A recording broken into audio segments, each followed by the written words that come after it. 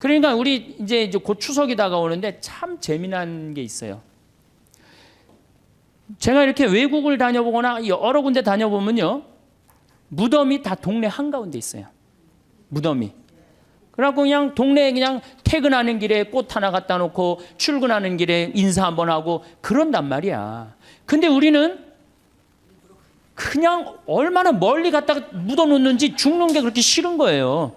그래갖고 그냥 무지하게 멀리 갔다가 묻어놔. 그리고 그냥 그걸 1년에 전 국민이 똑같은 날 다 보러 간다고. 아니, 죽는 날은 다 틀린데 왜 보러 가는 날은 다 똑같아. 그래서 심지어 어떤 교우들은, 나이 든 할머니들은 산에 오르다 보면은 선앙당 근처에 돌탑이 있으면 어떻게 해요? 거기다 하나 얹어놔요. 그리고 우리 손자 이번에 시험 잘 보게 해주십시오. 산에 이제 올라갔다 내려오는데 절을 지나가는데, 지나가다가 부처님이 보이면 어떻게 해요? 또 왔다가 좀 찝찝하긴 하지만 내가 성당 다니니까 그래도 한번 절을 합니다. 부처님, 우리 손자 이번에 시험 잘 보게 해주십시오. 성당에 왔는데 성당 마당에 성모님이 계셔. 그럼 그냥 넙죽 절하는 거지. 우리 손자 시험 잘 보게 해주십시오. 성당 안에 들어갔더니 제대에 십자고상이 있어. 거기 또 절 한 번 해요. 감실에 또 한 번 해요.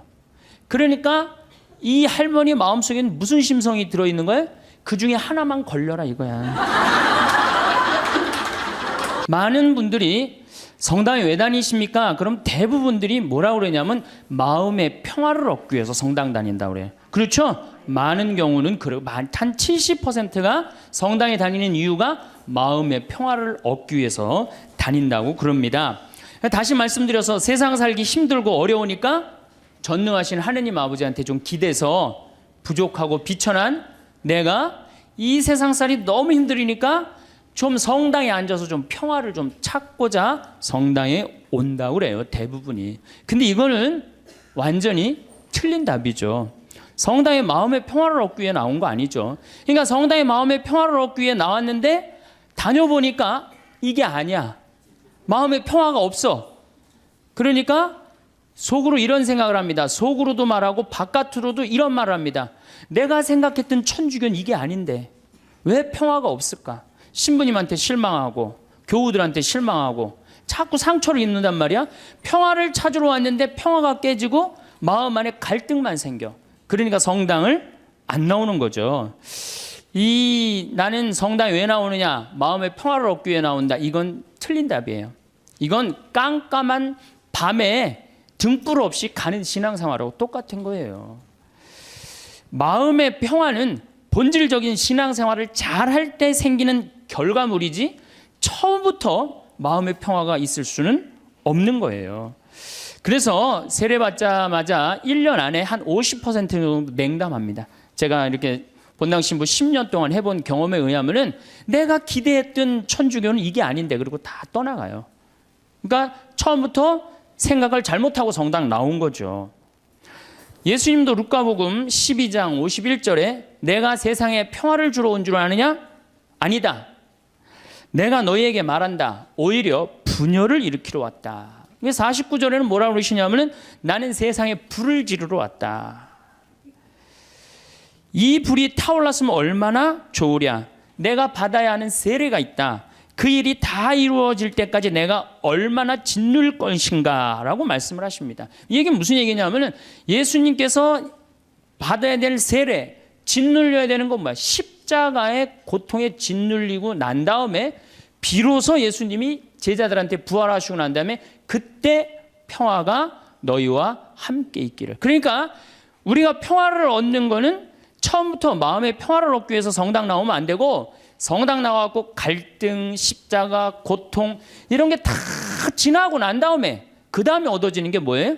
평화야. 근데 우리는 십자가, 고통, 갈등 그건 하나도 거치고 싶지 않고 처음부터 뭐만 얻고 싶어요? 평화만 얻고 싶어요. 그러니까 잘못 찾아온 거죠. 잘못 찾아온 거예요. 여러분들이 정말로 마음의 평화를 찾고 싶으면은 성당에 나오면 안 돼요. 성당에 나오면요 평화가 깨져요. 많이 깨집니다.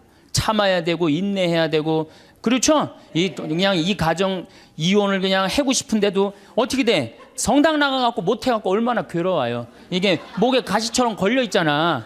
예? 그러니까 성당 나오면은 평화가 있는 건 아니에요. 성당 나오면 예수님 말씀대로 분열, 불이 일어나지 평화가 이루어지는 것은 절대 아닙니다. 그래서 여러분들 성당에 왜 나오십니까? 마음의 평화를 얻기 위해서. 절대 그런 생각하지 마세요. 성당 열심히 다니면 다닐수록 평화는 깨진다. 내가 하나님한테 가까이 가고 싶으면 가고 싶은 만큼 내 마음의 평화는 깨지게 돼 있어요. 그러니까 여러분들 주위에서 입교시킬 때 성당 나와봐. 마음 무지하게 편하네. 성당이 얼마나 마음에 평화로운데 이렇게 선교하는 거는 절대 하면 안 돼요. 성당 나와봐. 정말로 죽을 만큼 힘들 거야. 그 세례를 다 겪고 난 다음에 예수님이 그 십자가의 고통을 겪고 난 다음에 평화가 생겼듯이 자매도 이 세상 모든 걸 버리고 하느님의 아들로 딸로 태어나는데 시간이 걸린다. 그 전까지는 평화가 없다. 그렇게 선교를 해야지. 이건 뭐 살살 꼬시는 것도 아니고 사기치는 것도 아니고 성당 나오면 평화로워. 평화롭긴 뭐가 평화로워요. 성당 나오면 안 나가던 주일도 나가야 되고 해야 되는 묵주기도도 해야 되고 얼마나 옛날에 막 승질 부리고 그랬는데 성당 다니면 참아야 되고 평화롭지 않아요. 한국 천주교 첫 번째 교리책 천주교 요리 문답 320개 항목이 있어요. 옛날부터 성당 다니셨던 분들 뭐라 그래요? 첫 1조가 사람이 무엇을 위하여 세상에 낳느냐. 그럼 뭐라 그래? 천주를 알아? 공경하고 자기 영혼의 구원을 위하여 세상에 낳느니라. 그러니까 내가 성당 나오는 이유는 하느님을 공경하기 위해서 나오는 거예요. 내 평화를 얻기 위한 게 아니라 누구를 위해서 나오는 거야? 하느님께 경배드리기 위해서 성당 나오는 거지 내 평화를 얻기 위해서 나오는 거 아니에요. 두 번째로는 내 영혼의 구원을 얻기 위한 거예요. 아, 신부님 이 성당 나와서 하느님한테 경배드리려면 뭐하러 나옵니까? 이거 너무 하느님 중심 아닙니까? 이렇게 생각하는 유혹에 현대인들은 많이 빠져 있어요. 그렇죠? 하느님 뭘 공경하고 경배해. 내가 일단 행복해야 되는데 이런 유혹에 빠져 있어요. 근데 사실은 우리는 지금 은총 속에서 살고 있어요.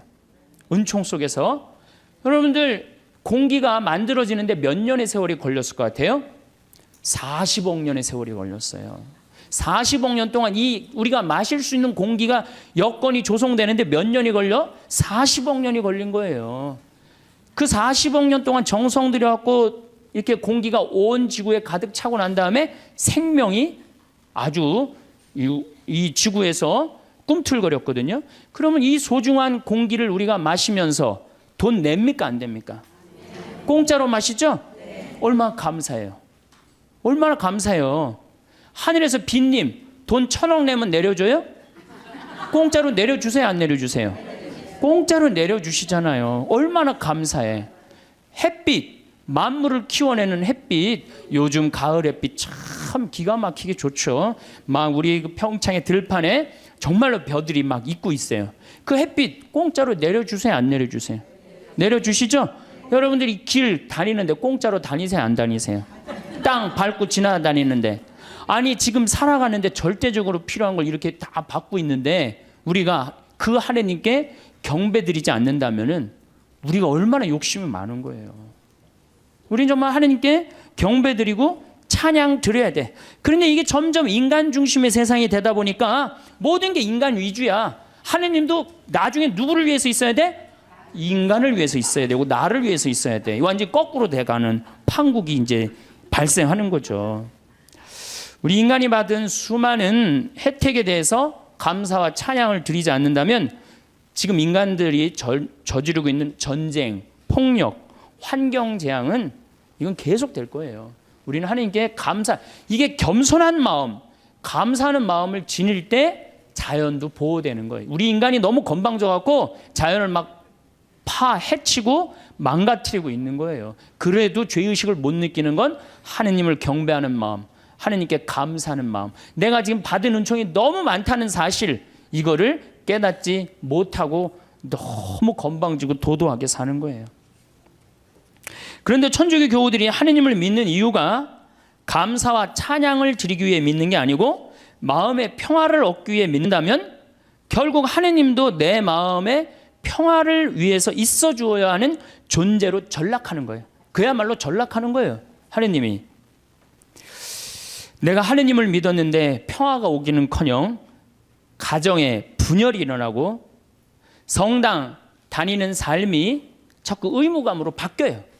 자꾸 의무감으로 바뀌어. 그래서 주일 미사도 이게 자꾸 걸려. 그냥 나가기 싫은데 억지로 나가는 경우가 있어요. 그렇죠? 여러분 그런 경우 많죠? 오늘은 너무 나가기 싫고 좀 집에서 쉬고 싶은데 주일 미사를 또 안 나가면 고해성사 봐야 되니까 이놈의 거. 그러니까 점점 평화가 깨지는 거지. 그리고 이 천주교는 내 마음의 평화를 얻기 위한 거니까 내가 하느님한테 뭘 감사드리고 찬양드리기보다는 어떻게 하느냐면 자꾸 달라고 그래요. 이걸 주시고 저걸 주시고 맨날 뭘 이렇게 달라고 그래. 뭘 달라고. 개신교 교우들은 모이면은요 심하다 싶을 정도로 하느님 얘기뿐이에요. 개신교. 그래서 그분들은 대종상 타면 제일 먼저 누구한테 감사드린다고 그래? 하나님한테 감사드린다고 그랬죠. 그렇죠? 그리고 막 같이 뭐 메달 따고 그럼 다 같이 모여서 막 무릎 꿇고 기도해야 안 해요? 천주교 교우들 그런 거 봤어요? 나는 한 번도 들어본 적이 없어. 근데 이번에 김경화 선수가 탔고 동메달 따고 성호 거 때문에요. 특이한 천주교 교우예요. 방수현 선수 이후로 다시 탄생한 특이한 천주교 교우들이에요.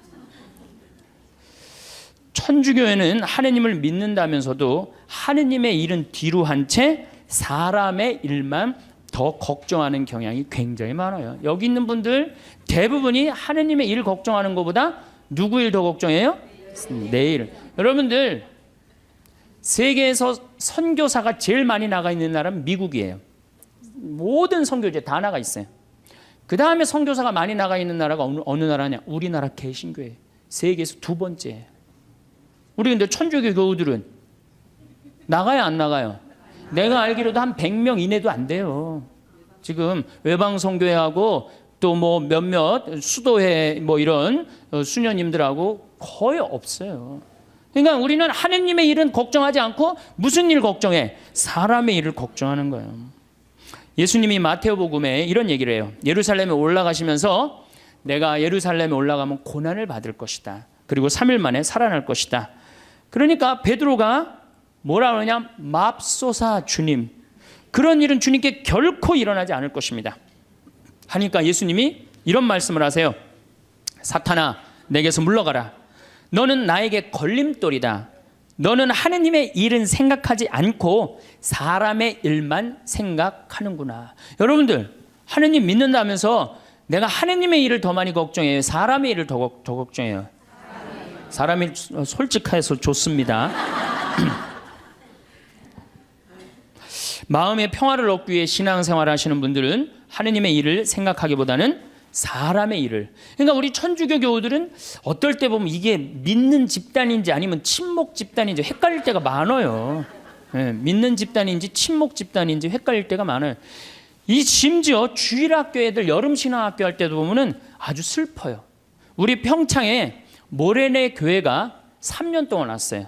모래내 개신교회가 3년 동안 왔는데 내가 이제 바빠갖고 전도사님을 계속 못 만났는데 3년째 내가 전도사님을 만나서 아유 우리 집에 이렇게 3년 때 오는데 어떻게 재밌으셨냐고 그랬더니 그 전도사님 하시는 말씀이 아 우리 3일 동안 은혜 많이 받고 갑니다 그러는 거예요. 저는 주일학교부터 여름 신앙학교 뭐 여름 뭐 캠프 뭐 20년 동안 다니면서 은혜 많이 받았다라는 생각은 한 번도 해본 적이 없어요. 우리 천주교에서 여름 캠프 갔다 오고 난 다음에 어땠니? 무지하게 재밌었어 엄마. 이렇게 말하지 엄마 은혜 많이 받고 왔어 이렇게 말하는 애들이 있어요? 이게 출발점이 굉장히 틀린 거예요. 은혜 많이 받고 갔다는 거예요. 근데 우리 천주교는 재미야. 어느 정도로 재미를 추구하느냐면은 우리 생태마을에 그 주일 이제 지금은 그렇게 못하게 하는데 처음에 올 때는 본당 개인 프로그램을 하겠어요. 오면은 주일학교 선생님 제일 먼저 찾는 게 무덤 어디 있냐는 거. 무덤. 우린 무덤이 굉장히 많거든요 뒤에. 무덤 저기 뒤에 무지하게 많다고. 왜 그러느냐고 그러니까 귀신놀이 하려고 그런다는 거예요. 귀신놀이. 담력 테스트 한다는 거예요. 아니 하느님 믿는데 왜 담력 테스트가 필요해요? 그 모래내 교회는 기도하고 찬송하고 성경 공부하고 기도하고 찬송하고 성경 공부 2박 3일 동안 그러는 거예요. 그러니까 은혜 많이 받고 갔다는 얘기가 나오지. 근데 우리는 담력 테스트, 그것도 귀신놀이. 아니 천주교 이름으로 여름 신학교 가갖고 귀신놀이 한다는 게 말이 돼요? 그러니까 애들이 6년 동안 귀신놀이를 하다 보니까 하느님하고 안 친하고 누구하고 친해? 귀신하고 친한 거야, 귀신하고. 그러니까 이게 귀신하고 너무 친하다 보니까 중학교 올라가면은 귀신하고 어깨동무하고 다 세상으로 나가는 거예요. 그래서 주일학교 1000명이면 중고등학교가 100명으로 줄어들어요. 900명은 귀신놀이를 너무 해갖고 하느님보다 귀신이 더 마음에 드는 거야. 귀신한테 꼬여갖고 나가는 거예요. 우리가 그 단순한 그거 하나만 하더라도 얼마나 하느님 얘기를 하지 않고 사느냐, 그걸 느낄 수 있어요. 캠프라는 것은 자연 안에서 텐트를 치고 노는 걸 캠프라고 그래요. 그런데 천주교의 여름에 가는 거 보세요. 신앙 캠프. 모든 단어를 캠프로 써요. 놀러 가겠다 이거예요. 신앙 그냥 걸어 놓는 거고 진짜 목적은 뭐야? 놀겠다는 거예요. 놀겠다. 산간 신앙 학교 얼마나 좋아요. 근데 우린 꼭 캠프라고 그래. 우리 교구도 교구 홈페이지에 여름 캠프 이렇게 써 있어요. 그냥 놀자는 거지, 놀자는 거지. 내 마음에 평화만 있으면 돼. 성당 가갖고 하느님의 영광 이런 거 별로 중요하게 여기지 않는 거죠. 반대로 은혜 많이 받고 간다는 개신교는 감사, 찬양, 경배, 아멘, 할렐루야예요.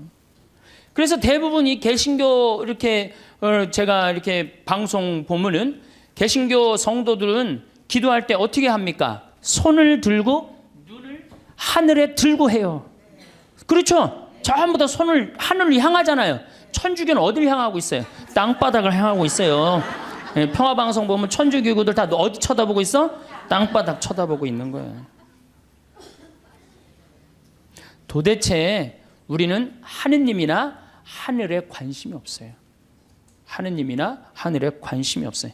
개신교 목사님들 설교하는 내용 들어보면요, 찬양, 영광, 감사, 알렐루야, 아멘이. 찬양에는 흥분과 기쁨이 있습니다.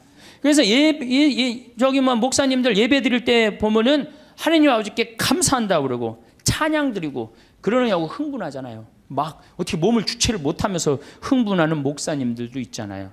천주교 신부님들 평화방송에서 미사하는 거 한번 보세요.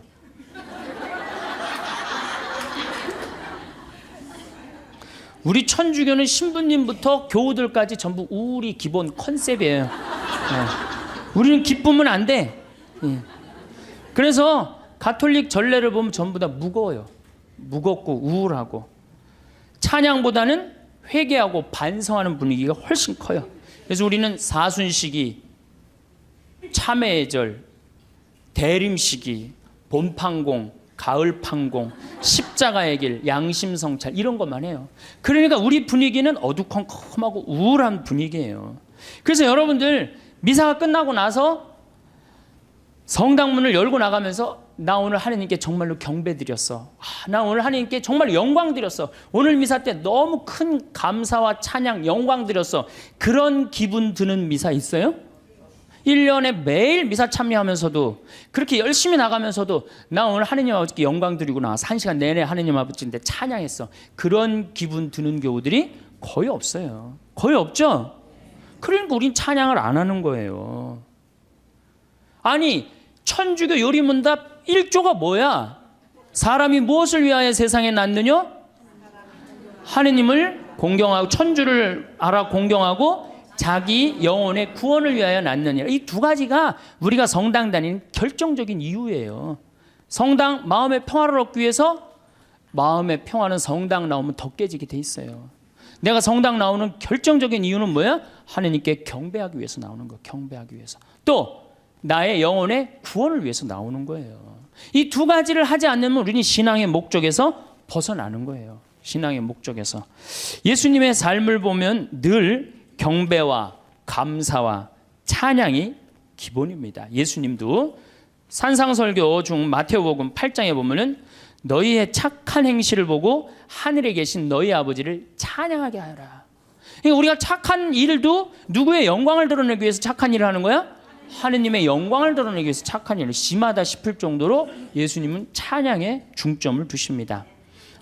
마태복음 11장 25절, 아버지, 하늘과 땅의 주님, 지혜롭다는 자들과 슬기롭다는 자들에게는 이것을 감추시고 철부지들에게는 드러내 보이시니 아버지께 감사드립니다. 그러니까 예수님도 입만 열면 뭐야?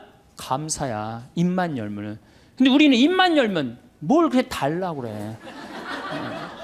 이미 다 주셨는데. 5천 명을 먹이실 때도 예수님은 찬미의 기도를 잊지 않으십니다. 마태복음 14장에 보면은 군중에게 풀밭에 자리를 잡으라고 지시하셨다. 그리고 빵 5개와 물고기 2마리를 손에 들고 하늘을 우러러 찬미를 드리신 다음 빵을 떼어 제자들에게 주시니 제자들이 그것을 군중에게 나누어 주었다. 어떻게? 하늘을 우러러 찬미 드렸다 그래. 여러분들 밥 먹을 때 우리 어떻게 해야 돼? 정말로 하느님 아버지 이 밥 먹게 해주셔서 감사합니다. 지금 밥 못 먹는 사람이 지구에 30억이야. 30억. 근데 우리는 얼마나 감사하게 먹어요. 그런데 이렇게 감사한 밥 먹으면서 성호 굽고 먹어요? 바깥에 나가갖고 일반 식당에 나가서? 여기는 어느 학교야? 성가정, 영성, 성숙, 여기 학교 학생들은 내가 보니까 대단한 것 같아. 저는요, 제가 이렇게 성호 굽고 밥 먹잖아요. 한 번은 그런 적이 있어요. 신학생 때 성호를 굽고 밥을 먹는데 앞에 있는 남자야. 아마 성당 열심히 다녔던 모양이야. 아이 새파란 놈이 성호를 굽고 밥 먹으니까 너무너무 미안했는지 자기 허벅지에다가 성호를 굽고 밥을 먹더라고요. 허벅지에다. 그러니까 우리는 찬양 드리고 경배 드리는 그런 신앙의 분위기는 자기가 하느님 얘기를 스스로 합니다. 왜냐하면 하느님께 찬양 드리고 경배 드리는 게 얼마나 신나요. 근데 우리는 천주교는 무슨 이순신 장군 후예야? 내가 죽었다는 걸 적에게 절대 알리지 말아라. 이거하고 똑같은 얘기를 해. 내가 천주교 신자라는 걸 절대 남에게 알리면 안 된다. 그래서 성호도 거요 안 거요? 안 거요 안 거. 밥 먹어. 여기 계신 분들은 긋고. 그래서 여러분들 제가 또 어떤 교우가 나한테 와서 기가 막힌 얘기를 한 적이 있어요. 신부님 우리 부장님이요. 내가 직장 생활을 10년 동안 같이 했는데 알고 봤더니 성당 다니는 거예요. 무지하게 열심히 하셔요. 우리 부장님이. 그러니까 10년 동안 다니면서도 성당 다닌다는 얘기를 안 한 거예요. 나의 죽음을 적에게 알리지 말라. 그렇게 말한 이순신 장군처럼 어떻게? 내가 성당 다니는 거를 직원이 알면 안 되는 거야. 그러면서 그 아래 직원이 한다는 얘기가 있어. 천주교 신자 뭐가 틀려도 틀리다고. 내가 아무리 열심히 해도 그 성호도 안 굽고. 그게 무슨 신앙이에요. 신앙은 드러내는 거예요. 드러내는 게 곧 선교가 되는 거고. 근데 우리는 항상 오그라들어요. 항상. 예수님은 율법서에서 가장 큰 계명이 무엇이냐고 묻는 율법 교사에게 당연히 이렇게 말씀하십니다.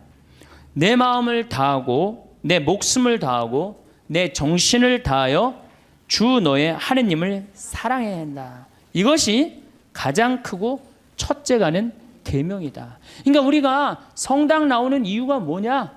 마음의 평화를 얻기 위해서? 아니라는 거예요. 우리는 마음의 평화를 얻기 위해서 성당 나오는 게 아니라 뭐하러 나오는 거예요? 하느님께 경배드리기 위해서 나오는 거예요. 왜? 하느님께 받은 은혜가 너무 많으니까. 얼마나 우리가 많은 은혜를 받았어요 지금. 우리는 받은 은혜가 999가지야. 그 999가지를 정말로 감사드리고 찬양드리기도 바쁜데 못 받은 거 하나 달라고. 참, 그것도 하느님 부담스럽게 묵주기도 9일기도 해가면서 54일씩 매달려가면서 그냥 다 하려고 그러니 얼마나 정말 우리가 한심한 신앙생활을 합니까? 예수님은 죽음 바로 전에 당신 머리에 향유를 부은 여인의 행동을 칭찬하십니다. 어떤 여자가 매우 값진 향유가 된 옥합을 가지고 다가와 식탁에 앉아 계시는 그분 머리에 향유를 부었다. 제자들이 보고 불쾌하며 말하였다. 왜 이렇게 허투루 쓰는가? 저것을 비싸게 팔아 가난한 이들에게 나누어 줄 수도 있을 터인데. 근데 예수님은 이 여인의 행동을 말리지 않습니다. 놔둬라. 이 여인의 오늘 이 행위는 세상 복음 전해지는 끝까지 복음과 함께 전해질 것이다. 그 향유가 200데나리온, 200데나리온. 한 데나리온이 하루 일당이에요. 우리나라 돈으로 이제 하루 일당 한 5만 원으로 따진다면 얼마야? 1,000만 원어치 쏟아부은 거예요. 예수님 머리에 1,000만 원어치 쏟아부은 거예요. 그러면은 우리가 봐도 심하다 싶을죠? 그러니까 제자들이 왜 이렇게 허투루 쓰냐, 이거 가난한 사람한테 나누어 줄 수도 있는데, 그런데 정작 예수님이 거절하십니까? 안 거절하십니까? 거절하지 않으세요. 우리가 하느님께 바치는 건 최고여야 돼. 끄트머리가 아니고. 그래서 아닌 말로 교무금도 우리가 미루다 11월 달 그것도 성탄절날 그냥 그날 내는 분들도 많아요. 그러니까 우리가 하느님께 맨 뒤로 가고 세상 일이 제일 먼저가 되는 거예요. 우선 내 문제 해결하고 난 다음에 그 다음에 하느님은 나중에 봐도 되니까 하느님께 첫 번째 첫 맛배를 드려야 되는데 우리는 항상 맨 끝에 일단 내 마음의 평화가 더 중요한 거예요. 내가 마음이 평화로우면 그때, 많이 평화로우면 그때 내고, 그때 안 평화로우면 안 내. 안 내도 되는 거예요. 성찬례를 봐도 예수님은 하느님께 얼마나 애절하게 감사 기도를 드렸는지 알 수 있습니다. 스스로 원하신 순환이 다가오자 예수께서는 빵을 들고 감사를 드리신다. 항상 감사하는 거 잊지 않으셨어요. 찬양하는 거 잊지 않으셨어요. 쪼개어 제자들에게 주시며 말씀하셨다. 또 이어 잔을 들어 다시 감사를 드리신 다음 제자들에게 말씀하셨다. 그러니까 예수님도 입만 열면 뭐 하셨어요? 감사하고 찬양했단 말이야. 근데 우리도 어떻게 해야 돼? 입만 열면 어떻게 해야 돼? 감사하고 찬양해야 되는데 사실은 그런 신앙생활을 하기란 우리가 방향을 잘못 잡았기 때문에 별로 없어요. 요즘 조금 분위기가 그래도 천주교가 감사, 찬양의 분위기가 그래도 조금 살아나요. 요즘 천주교가. 그래서 요즘 그런 면에서는 제가 정말 우리 천주교가 제대로 가고 있구나 그런 생각이 듭니다. 저는 우리가 얼마나 많은 은혜를 받았느냐 하면은 여러분들 지금 눈 두 개 여기 계신 분들만 제가 눈 두 개 달려있는 거 감사해 안 감사해? 걔는 하얀색하고 까만색밖에 못 봐요. 걔는. 근데 우리는 눈 두 개가 달려갖고 총천연색 다 보잖아요. 그렇죠? 실록도 보고 도봉산도 보고 얼마 파란 하늘도 보고 안개도 보고 이게 얼마나 감사한 일이야. 또 다리 두 개 달려갖고 인천에서 의정부에서 수원에서 명동까지 걸어왔잖아요. 얼마나 감사해요. 다리 두 개 내가 걸어 다닐 수 있다는 게. 나무는 한 번 심겨지면은 옮겨갈 수 있어요, 없어요? 옮겨갈 수가 없어요. 근데 우리는 두 다리, 두 눈으로 온 데 다 다니고 얼마나 감사해. 뭘 또 더 바란다고 맨날 이렇게 달라고 그래요. 이미 하느님이 다 주셨는데. 하느님이 다 주셨어요. 그러니까 사실 우리는 매일 감사하고 매일 찬양 드려도 우리는 부족해요. 내가 숨 쉬는 거 5분만 안 쉬어도 살아요, 죽어요? 죽어요. 그런데 이 온 세상에 하느님의 기운이 꽉 차 있어. 하느님의 생명이 꽉 차 있어. 그걸 내가 지금 마시고 사는데 얼마나 은혜롭고 얼마나 감사해요. 그러니까 우리는 입만 열면 뭐 해야 돼? 제가 다른 기도는 못해도 그 기도 하나는 기가 막혀요. 감사 기도. 아침에 일어나고 평창에 그 산에 쫙 운무, 그러니까 이 물안개가 쫙 얼마나 아름다워. 하느님 너무너무 감사합니다. 공기가요 정말로 달아요. 달아. 그냥 공기가 쫙 하면 하느님 너무너무 감사합니다. 또 밤에 어제도 밤에 빗님이 쫙 오시고 난 다음에 하늘이 맑아갖고 별이 딱 떴는데요. 얼마나 예쁜지 거기는 제가 이제 사무실에서 나는 토담집에서 사는데 토담집으로 내려올 때 내 다리도 안 보여. 깜깜해갖고 내 다리도 안 보여요. 얼마나 깜깜한지. 근데 하늘의 별이 얼마나 영롱한지 몰라요. 요즘 목성이 얼마나 반짝반짝 거리는지 몰라요. 그 목성을 보고 얼마나 감사해요. 그러니까 저는 매일 감사해요. 그 기도 하나 내가 확실하게 해요. 그래서 저도 입만 열면 하루에 한 5번씩 감사하다 그래요. 감사합니다. 특별히 맛있는 거. 우리 밭에서 그냥 다 뜯어 먹거든요. 가지, 오이, 뭐 토마토, 상추, 치커리, 뭐 그다음에 이제 무 나오면 또 그 먹으면 얼마나 맛있어요. 감사해요. 뭐 바랄 게 뭐 있어. 그냥 이렇게 삼시세끼 먹고 이 아름다운 데서 살면 됐지. 얼마나 감사해요. 그러니까 우리는 입만 열면 뭐 하면 돼? 감사하면 돼. 필요한 건 예수님이 뭐라 그래요? 아버지께서 너희들이 필요한 거 이미 다 알고 있는데 뭘 그렇게 말이 많으냐. 분명히 얘기했는데 우리는 그렇게 말이 많아. 천주교는 뭐 이렇게 달라고 막 그래요. 그래서 심지어 어떤 교우들은 나이 든 할머니들은 산에 오르다 보면은 선앙당 근처에 돌탑이 있으면 어떻게 해요? 거기다 하나 얹어놔요. 그리고 우리 손자 이번에 시험 잘 보게 해주십시오. 산에 이제 올라갔다 내려오는데 절을 지나가는데 지나가다가 부처님이 보이면 어떻게 해요? 또 왔다가 좀 찝찝하긴 하지만 내가 성당 다니니까 그래도 한번 절을 합니다. 부처님 우리 손자 이번에 시험 잘 보게 해주십시오. 성당에 왔는데 성당 마당에 성모님이 계셔. 그럼 그냥 넙죽 절하는 거지. 우리 손자 시험 잘 보게 해주십시오. 성당 안에 들어갔더니 제대에 십자고상이 있어. 거기 또 절 한 번 해요. 감실에 또 한 번 해요. 그러니까 이 할머니 마음속에는 무슨 심성이 들어있는 거예요? 그 중에 하나만 걸려라 이거야. 그 중에 하나만 걸려서 내 손자 이번에 학력 수학 능력 평가 시험 잘 보면 된다 이거야. 그러니까 대부분의 우리 천주교 교우들이 그걸 뭐라고 하냐면 기복신앙이라고 그래. 기도해서 복을 얻는 거예요. 기복신앙. 그래서 새해 여러분들 점집에 제일 많이 가는 종교인들이 누군지 아세요? 단연 천주교 교우들 1등이에요. 예. 성당에 쭉 다녀보니까 이게 답이 안 나와. 답이 안 와. 여기가 아닌가 봐. 그리고 어디로 가봐요? 점집에 가봐요. 점집에 가봐갖고 점집에 가면 속 시원한 얘기 해주잖아요. 3대 죽은 처녀 귀신이 달라붙하고 이 집이 안 된다. 부족 하나 써줄 테니까 벽에 넣어놔라. 그럼 마음이 편안하단 말이야. 우리는 뭐 하면 돼? 마음의 평화를 얻기만 하면 되는 거. 어딜 가든. 그래서 대한민국이 종교 천국이 되는 거예요. 대한민국에 들어왔고 실패한 종교는 하나도 없습니다. 다 성공합니다. 왜? 우리나라 국민들 심성 자체가 뭐야? 이 현세를 너무 좋아해요. 현세에서 사는 걸 너무 좋아해요. 죽어 정승보다 살아 개가 낫다고 그런 말도 우리 하죠. 그러니까 우리 현실을 너무너무 좋아하는 거예요. 그러니까 우리 이제 곧 추석이 다가오는데 참 재미난 게 있어요. 제가 이렇게 외국을 다녀보거나 여러 군데 다녀보면요.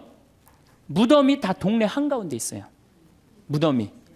그래갖고 그냥 동네에 그냥 퇴근하는 길에 꽃 하나 갖다 놓고 출근하는 길에 인사 한번 하고 그런단 말이야.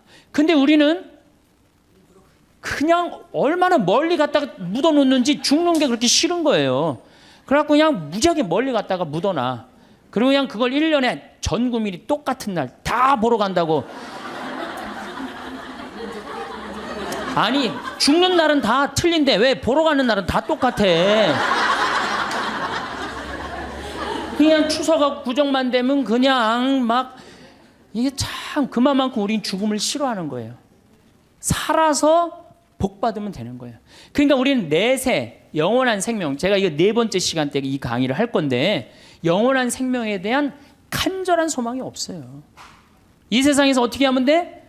행복하면 돼. 내 마음의 평화를 얻으면 돼. 성당에 왜 나오십니까? 마음의 평화를 얻기 위해. 나오지 마세요. 마음의 평화는요, 예수님이 언제 공식적으로 빌어줬느냐면 부활하시고 난 다음에 제자들에게 그때 예수님은 치를 것 다 치르고 그러고 난 다음에 너희에게 평화가 있기를. 여러분들도 진정한 마음의 평화는 뭐예요? 단계, 신앙의 단계, 성숙의 단계, 여기 보니까 성숙이라고 써놨는데 성숙의 단계를 다 거치고 난 다음에 어느 정도 경지에 오르고 난 다음에 그때서 흔들리지 않는 평화가 생기는 거예요. 그러니까 그 단계까지는 가야지. 가기도 전에 아무것도 없으면서 평화, 그러면 평화가 옵니까? 우리의 신앙이 감사의 신앙생활이 제일 우선이라는 표현을 우리는 매일매일 하고 있어요. 미사 때마다 우리는 감사라는 말을 무지하게 씁니다. 미사 때마다. 그런데 우리가 앵무새처럼 되뇌이기만 하기 때문에 그걸 잘 몰라요.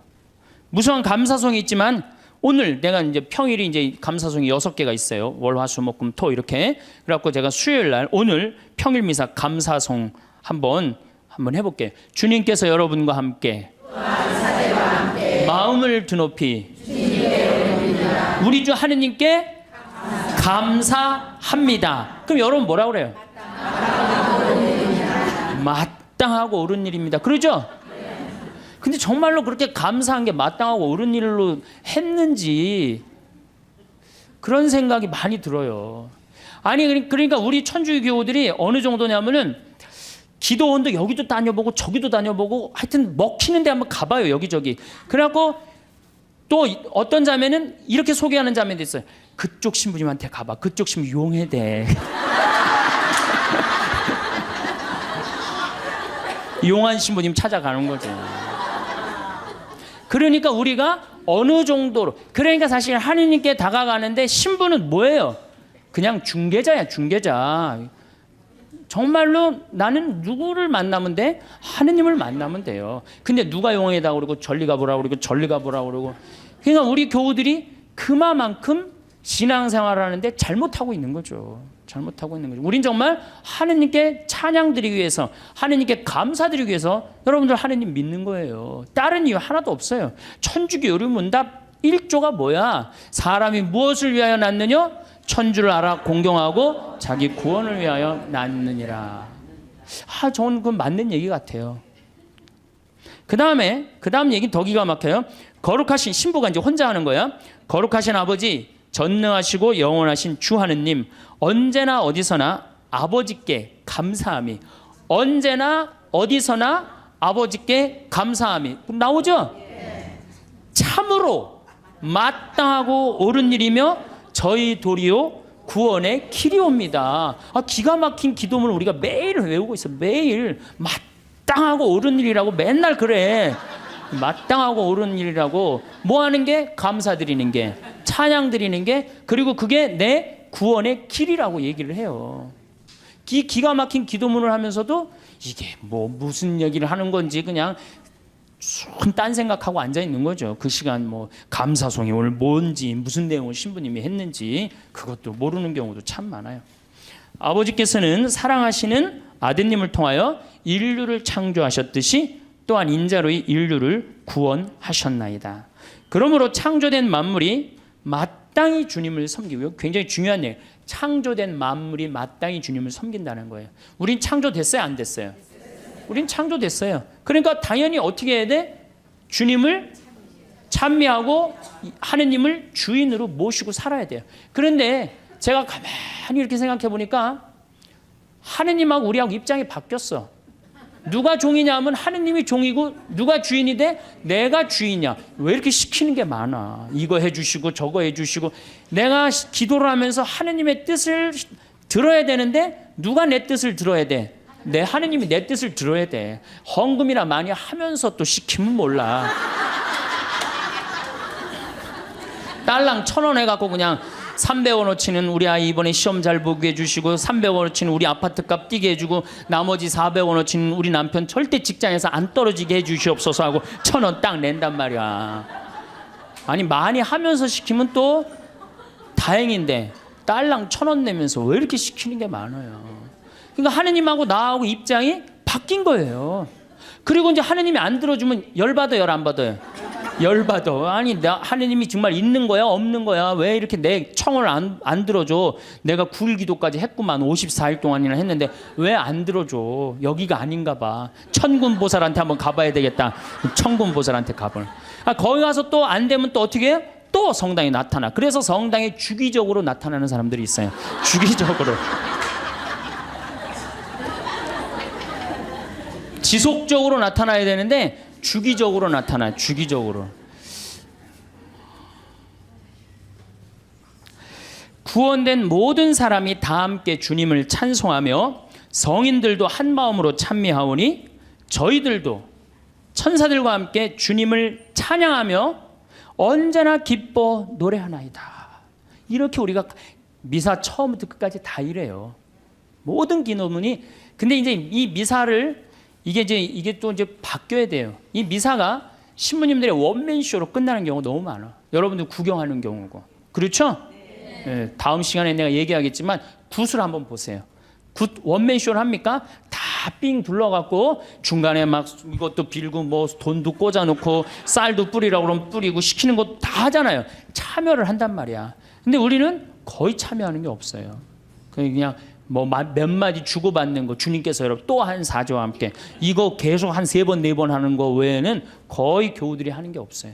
그러니까 당연히 미사가 이렇게 빨려 들어가지를 못하는 거죠. 미사에. 그러니까 죽어 있는 전례에 우리가 10년 동안 20년 동안 그냥 죽어서 왔다 갔다 하는 거예요. 그래도 계속 오는 거 보면 신기하죠. 나는 기적이라고 생각해요. 저분들이 도대체 무슨 생각으로 이렇게 계속 오고 있을까? 나는 그거는 성체성사 때문이라고 생각해요. 성체성사. 내가 예수님이 내 몸 안에 살기 때문에 내가 오는 게 아니야. 미사 참여 여러분이 가는 거 아니야. 내 안에 사는 예수님이 그냥 끌고 가는 거지. 여러분들은 몸만 빌려주는 거, 몸만 빌려주는 거, 몸만. 정말로 성체 은혜 때문에 천주교가 사는 거예요. 얼마나 좋은 성사예요.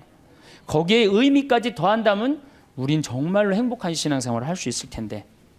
그러니까 우리가 이제 뭐라고 그래? 신부가 이렇게 하면 여러분들은 뭐라고 그래? 거룩하시도다, 거룩하시도다, 거룩하시도다. 온 누리의 주 하느님, 하늘과 땅에 가득 찬 그 영광.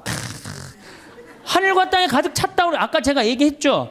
공기 마시는 것 자체가 뭐야? 은총 속에서 사는 거야. 하늘과 하느님의 기운이 있지 않으면요, 이 인류, 우주, 이거 생명이 움틀 수가 없어요. 가끔 이런 분이 있어요. 내가 하느님을 믿느니 주먹을 믿겠다. 이런 분들이 있어요. 그럼 제가 그런 글도 썼는데, 주먹을 믿겠다고? 주먹이 공기 만들어내는데 무슨 일을 했는데, 주먹이 하늘에 빗님 내리는데 무슨 일을 했는데, 주먹이 태양빛 만들어내는데 무슨 일을 했는데, 그렇게 주먹이 좋으면은 주먹하고 저 화성에 가서 살아라. 영하 200도 되는 데 가서 살아라. 주먹이 다 해줄 테니까. 우리 인간이요, 너무 교만해 있어요. 지금 과학이 발달해갖고 인간이 최고인 줄 알고 착각하고 있어요. 우리는 한순간도 하느님의 은총이 없으면 우리는 한순간도 못 살아요. 그래서 여기 뭐라 그래? 온 누리의 주 하느님, 하늘과 땅에 가득 찬 그 영광. 이렇게 노래를 했잖아. 높은 데서 호산나, 주님의 이름으로 오시는 분 찬미 받으소서. 듣고 보니까 찬미라는 말을 무지하게 많이 하죠. 우리가. 그런데도 우리가 죽어있는 전례에 참여를 하다 보니까 정말로 찬미하는 기분, 찬양하는 그런 기분이 안 들어요. 그러면은 도대체 어떻게 하느님께 경배 드려야 되느냐? 이거는 춤을 춰야 돼. 하느님 앞에서 우리가 하느님께 춤을 춰드려야지 경배하는 거예요. 근데 우리 춤 춰요, 안 춰요? 아까 보니까 막 추대 보니까. 근데 미사 때 춤 춰요, 안 춰요? 우리 주 전례는 미사예요. 미사 때 춤 안 추죠. 그렇죠? 하나님 기쁘게 해드리지 않는 거예요. 성가 잘해요, 못해요?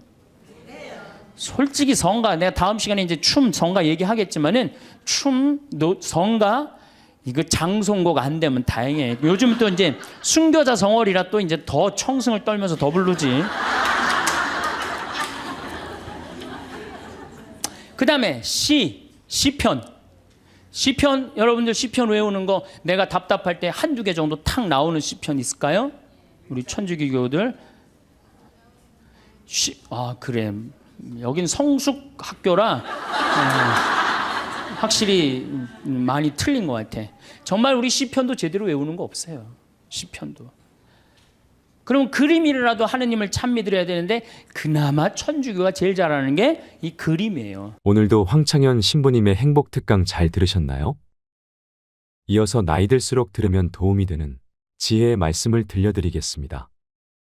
오늘은 우리 주변에서 언제든 만날 수 있는 뱀처럼 교활한 사람들의 9가지 특징에 대해 말씀드리겠습니다. 첫 번째, 거짓말과 속임수를 자주 사용한다.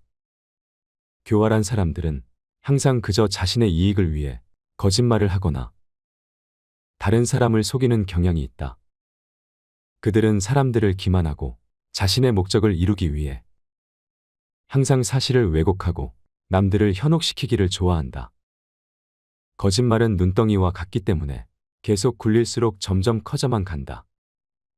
따라서 이런 교활한 사람들은 자신의 거짓말이 점점 커지는 것에 큰 불안감을 느낄 수밖에 없고 언제 거짓말이 폭로될지 전전긍긍하며 살고 있다. 한 개의 거짓말을 한 사람은 이것을 유지하기 위해 다시 20개의 거짓말을 생각해내지 않을 수 없기에 그 거짓말의 크기는 점점 커진다. 만약 내 주변에 거짓말하거나 속이는 사람이 있는지 알고 싶거든.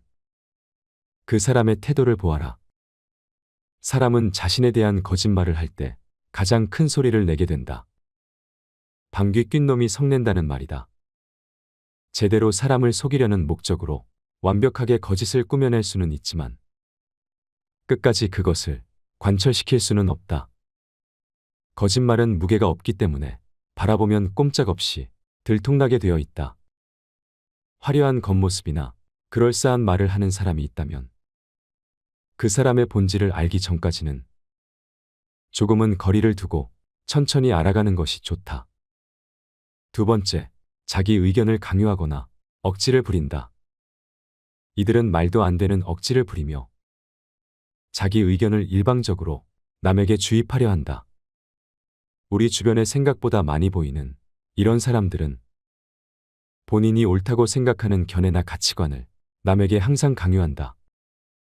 하지만 강요받는 쪽도 이것이 반드시 옳다고 생각하는 것은 아니지만 그저 인간관계가 깨질까봐 억지로 수긍하고 넘어가는 경향이 있다. 교활한 자들은 이런 사람들의 배려를 이용하여 자기 의견이나 방법을 남에게 강요한다. 이런 사람은 우월성을 과시하고 싶거나 자신의 불안감을 없애려는 욕망을 가졌을 가능성이 높으므로 주의해야 한다. 세 번째, 타인을 비하하고 조롱한다. 교활한 사람들은 다른 사람들을 비하하거나 조롱하여 상대방을 약화시키고 자신의 우위를 강조하려 한다. 이런 사람들은 전형적으로 약자에게는 강하고 강자에게는 약한 비겁한 사람들이다. 이런 사람들은 기본적으로 약해 보이는 사람들에게는 막 대해도 된다라는 인간으로서는 가져서는 안 될 한심한 태도를 가지고 있으며 누군가와 대화를 할 때도 자신이 늘 우위에 서려고 한다.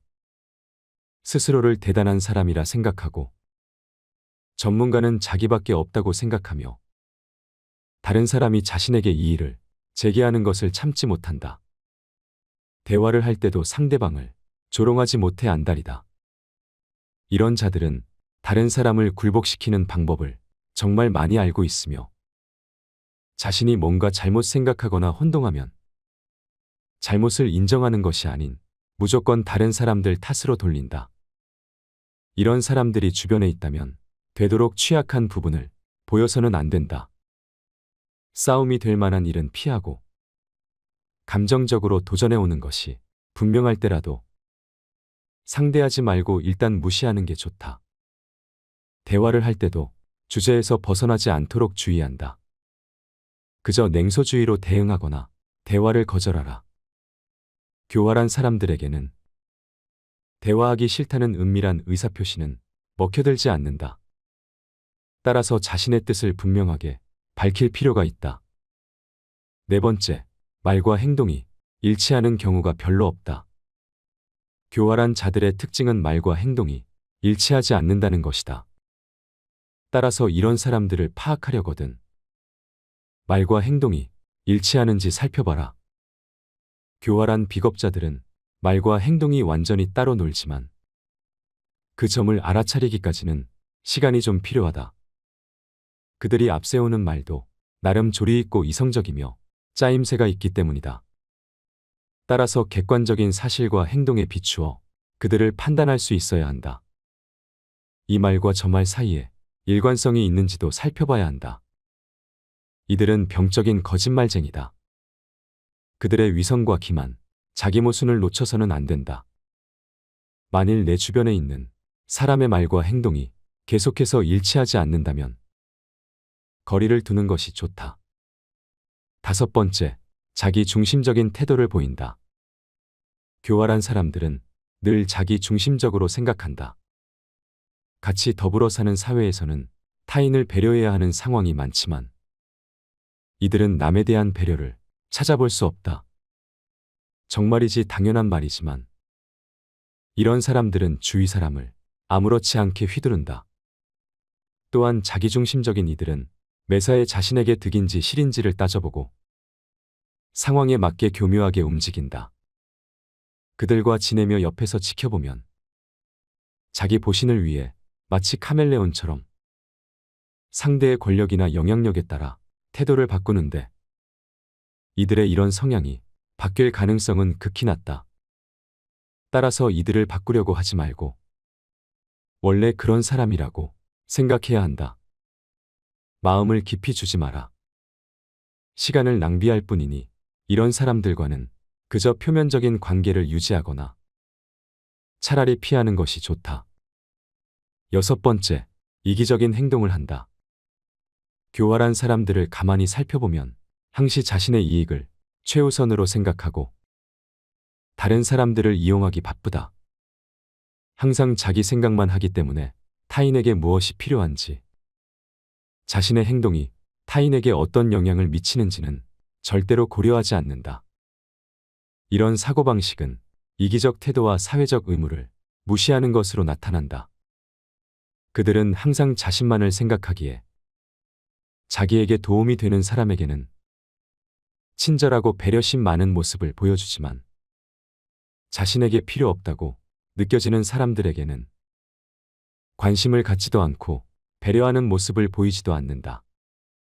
만약 내 주변에 있는 사람이 항상 자기의 이익을 챙기려 하거나 남의 것을 자기 것인 것 마냥 탐내는 사람이라면 거리를 두는 것이 좋다.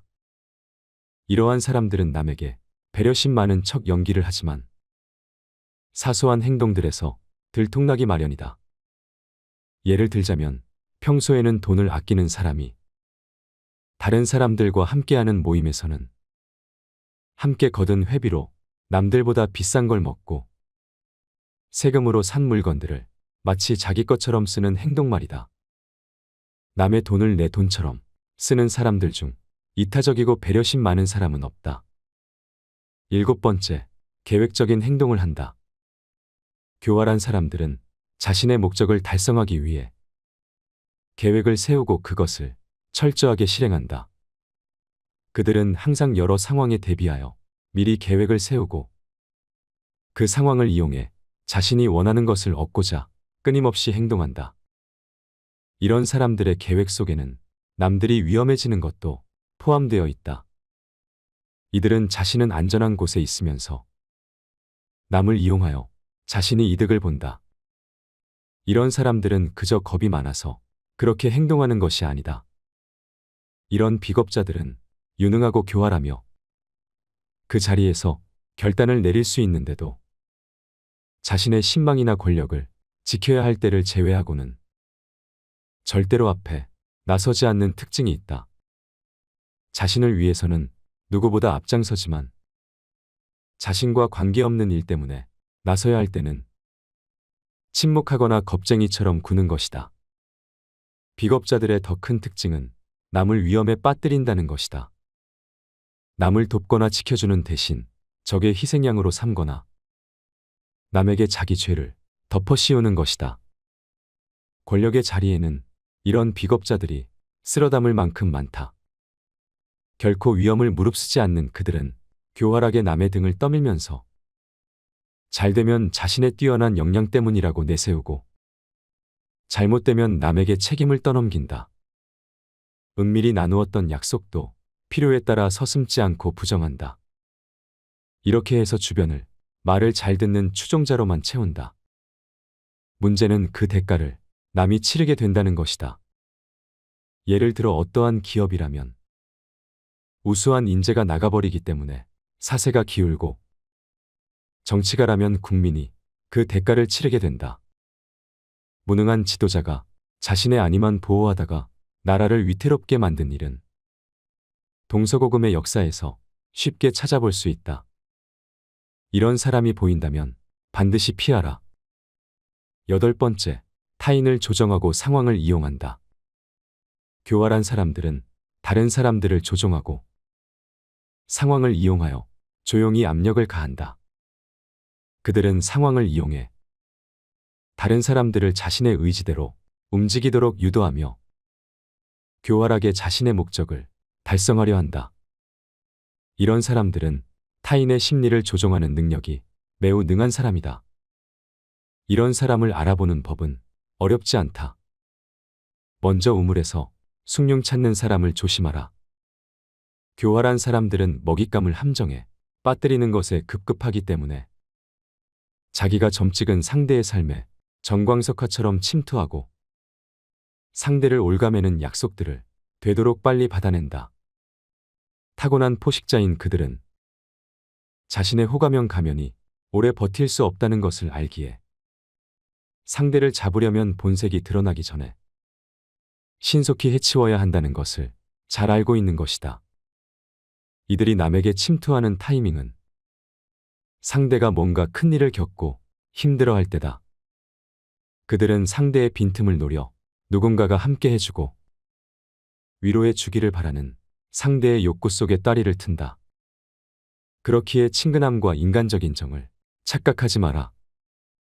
이들은 자신을 꾸며내고 부풀리기도 하지만 특히 제멋대로 밀고 들어와 정신을 홀린다.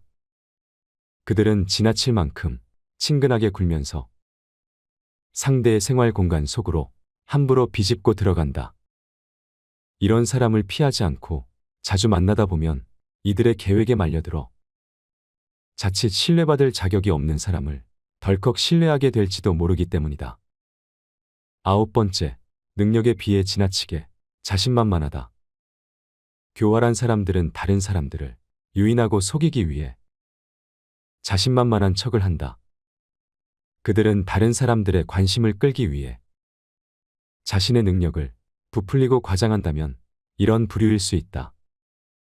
어리석은 사람들은 늘 확신으로 가득하고 자신만만하다. 반면에 똑똑한 사람은 늘 의심에 시달리기 때문에 오히려 자신감이 덜하다.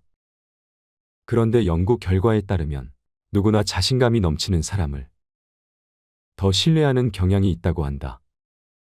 그러니 역설적이게도 어리석은 사람이 더 신뢰받을 수도 있는 셈이다. 교활한 자들의 호언장담과 남들을 깔보는 경향은 쉽게 표가 난다.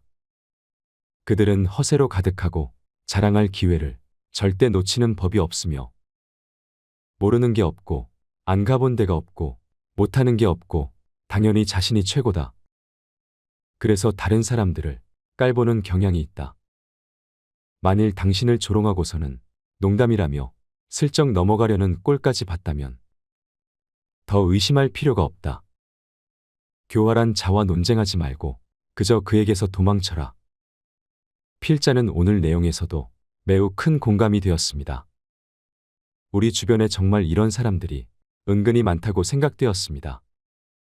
교활한 사람을 만나게 되면 무조건 손절해야 하는 1순위라고 생각되었습니다. 오늘 내용을 토대로 반복적으로 시청하시면 이런 특징들을 가지고 있는 사람들이 내 주변에 있는지 살펴보시고 지혜롭게 대처하시기를 바라겠습니다. 주위의 소중한 분들에게도 공유해 주시면 좋을 것 같습니다. 한 번 더 들으시면 가슴에 더욱 새겨질 것입니다. 반복 재생합니다. 많은 분들이 성당에 왜 다니십니까? 그럼 대부분들이 뭐라고 그러냐면 마음의 평화를 얻기 위해서 성당 다닌다고 그래요. 그렇죠? 많은 경우는 한 70%가 성당에 다니는 이유가 마음의 평화를 얻기 위해서 다닌다고 그럽니다. 다시 말씀드려서 세상 살기 힘들고 어려우니까 전능하신 하느님 아버지한테 좀 기대서 부족하고 비천한 내가 이 세상살이 너무 힘들으니까 좀 성당에 앉아서 좀 평화를 좀 찾고자 성당에 온다고 그래요. 대부분이. 근데 이거는 완전히 틀린 답이죠. 성당에 마음의 평화를 얻기 위해 나온 거 아니죠. 그러니까 성당에 마음의 평화를 얻기 위해 나왔는데 다녀보니까 이게 아니야. 마음의 평화가 없어. 그러니까 속으로 이런 생각을 합니다. 속으로도 말하고 바깥으로도 이런 말을 합니다. 내가 생각했던 천주교는 이게 아닌데 왜 평화가 없을까?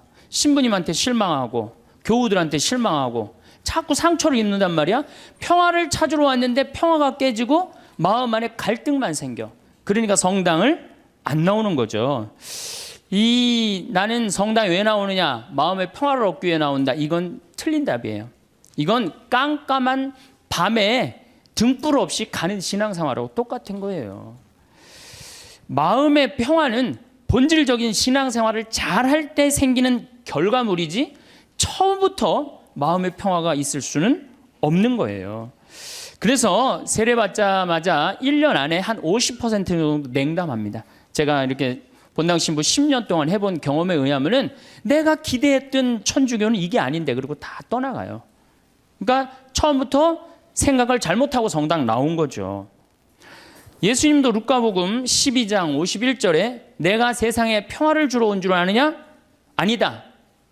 내가 너희에게 말한다. 오히려 분열을 일으키러 왔다. 49절에는 뭐라고 그러시냐면은 나는 세상에 불을 지르러 왔다. 이 불이 타올랐으면 얼마나 좋으랴. 내가 받아야 하는 세례가 있다. 그 일이 다 이루어질 때까지 내가 얼마나 짓눌 것인가 라고 말씀을 하십니다. 이 얘기는 무슨 얘기냐면은 예수님께서 받아야 될 세례, 짓눌려야 되는 건 뭐야? 십자가의 고통에 짓눌리고 난 다음에 비로소 예수님이 제자들한테 부활하시고 난 다음에 그때 평화가 너희와 함께 있기를. 그러니까 우리가 평화를 얻는 거는 처음부터 마음의 평화를 얻기 위해서 성당 나오면 안 되고 성당 나와갖고 갈등, 십자가, 고통 이런 게 다 지나고 난 다음에 그 다음에 얻어지는 게 뭐예요? 평화야. 근데 우리는 십자가, 고통, 갈등 그건 하나도 거치고 싶지 않고 처음부터 뭐만 얻고 싶어요? 평화만 얻고 싶어요. 그러니까 잘못 찾아온 거죠. 잘못 찾아온 거예요. 여러분들이 정말로 마음의 평화를 찾고 싶으면은 성당에 나오면 안 돼요. 성당에 나오면요 평화가 깨져요. 많이 깨집니다. 참아야 되고 인내해야 되고 그렇죠? 그냥 이 가정 이혼을 그냥 하고 싶은데도 어떻게 돼? 성당 나가갖고 못해갖고 얼마나 괴로워요. 이게 목에 가시처럼 걸려 있잖아. 예? 그러니까 성당 나오면은 평화가 있는 건 아니에요. 성당 나오면 예수님 말씀대로 분열, 불이 일어나지 평화가 이루어지는 것은 절대 아닙니다. 그래서 여러분들 성당에 왜 나오십니까? 마음의 평화를 얻기 위해서. 절대 그런 생각하지 마세요. 성당 열심히 다니면 다닐수록 평화는 깨진다. 내가 하나님한테 가까이 가고 싶으면 가고 싶은 만큼 내 마음의 평화는 깨지게 돼 있어요. 그러니까 여러분들 주위에서 입교시킬 때 성당 나와봐. 마음 무지하게 편하네. 성당이 얼마나 마음의 평화로운데 이렇게 선교하는 거는 절대 하면 안 돼요. 성당 나와봐. 정말로 죽을 만큼 힘들 거야. 그 세례를 다 겪고 난 다음에 예수님이 그 십자가의 고통을 겪고 난 다음에 평화가 생겼듯이 자매도 이 세상 모든 걸 버리고 하느님의 아들로 딸로 태어나는 데 시간이 걸린다. 그 전까지는 평화가 없다. 그렇게 선교를 해야지. 이건 뭐 살살 꼬시는 것도 아니고 사기치는 것도 아니고 성당 나오면 평화로워. 평화롭긴 뭐가 평화로워요. 성당 나오면 안 나가던 주일도 나가야 되고 해야 되는 묵주기도도 해야 되고 얼마나 옛날에 막 승질 부리고 그랬는데 성당 다니면 참아야 되고 평화롭지 않아요. 한국 천주교 첫 번째 교리책 천주교 요리 문답 320개 항목이 있어요. 옛날부터 성당 다니셨던 분들 뭐라 그래요? 첫 1조가 사람이 무엇을 위하여 세상에 낳느냐. 그럼 뭐라 그래? 천주를 알아? 공경하고 자기 영혼의 구원을 위하여 세상에 낳느니라. 그러니까 내가 성당 나오는 이유는 하느님을 공경하기 위해서 나오는 거예요. 내 평화를 얻기 위한 게 아니라 누구를 위해서 나오는 거야? 하느님께 경배드리기 위해서 성당 나오는 거지 내 평화를 얻기 위해서 나오는 거 아니에요. 두 번째로는 내 영혼의 구원을 얻기 위한 거예요. 아, 신부님 이 성당 나와서 하느님한테 경배드리려면 뭐하러 나옵니까? 이거 너무 하느님 중심 아닙니까? 이렇게 생각하는 유혹에 현대인들은 많이 빠져 있어요. 그렇죠? 하느님 뭘 공경하고 경배해. 내가 일단 행복해야 되는데 이런 유혹에 빠져 있어요. 근데 사실은 우리는 지금 은총 속에서 살고 있어요. 은총 속에서.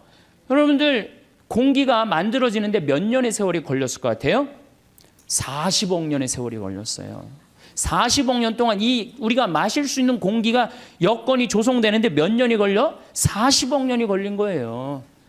그 40억 년 동안 정성 들여갖고 이렇게 공기가 온 지구에 가득 차고 난 다음에 생명이 아주 이 지구에서 꿈틀거렸거든요.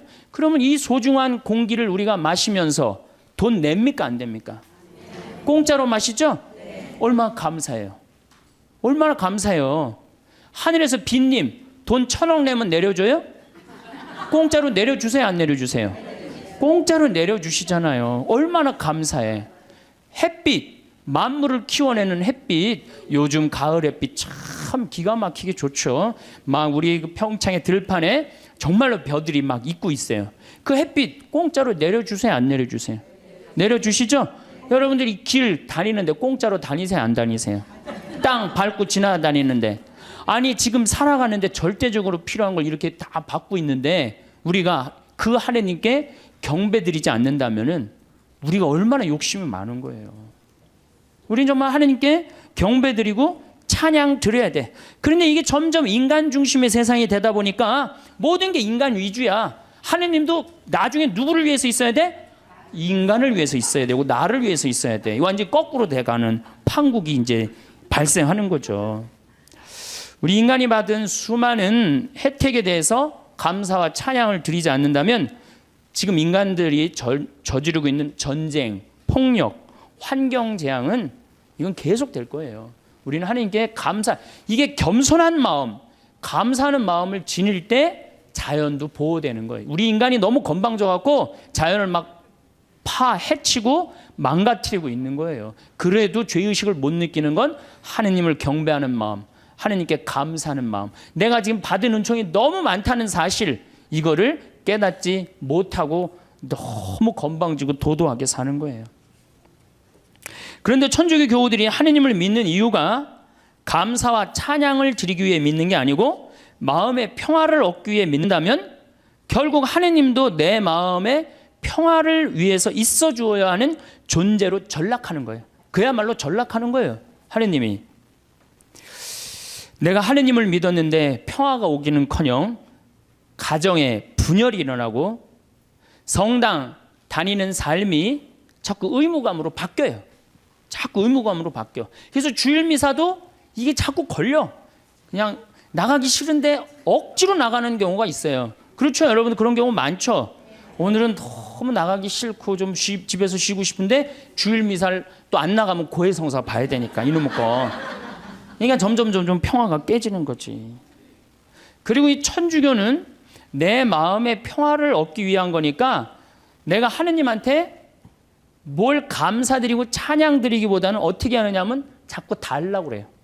이걸 주시고 저걸 주시고 맨날 뭘 이렇게 달라고 그래. 뭘 달라고.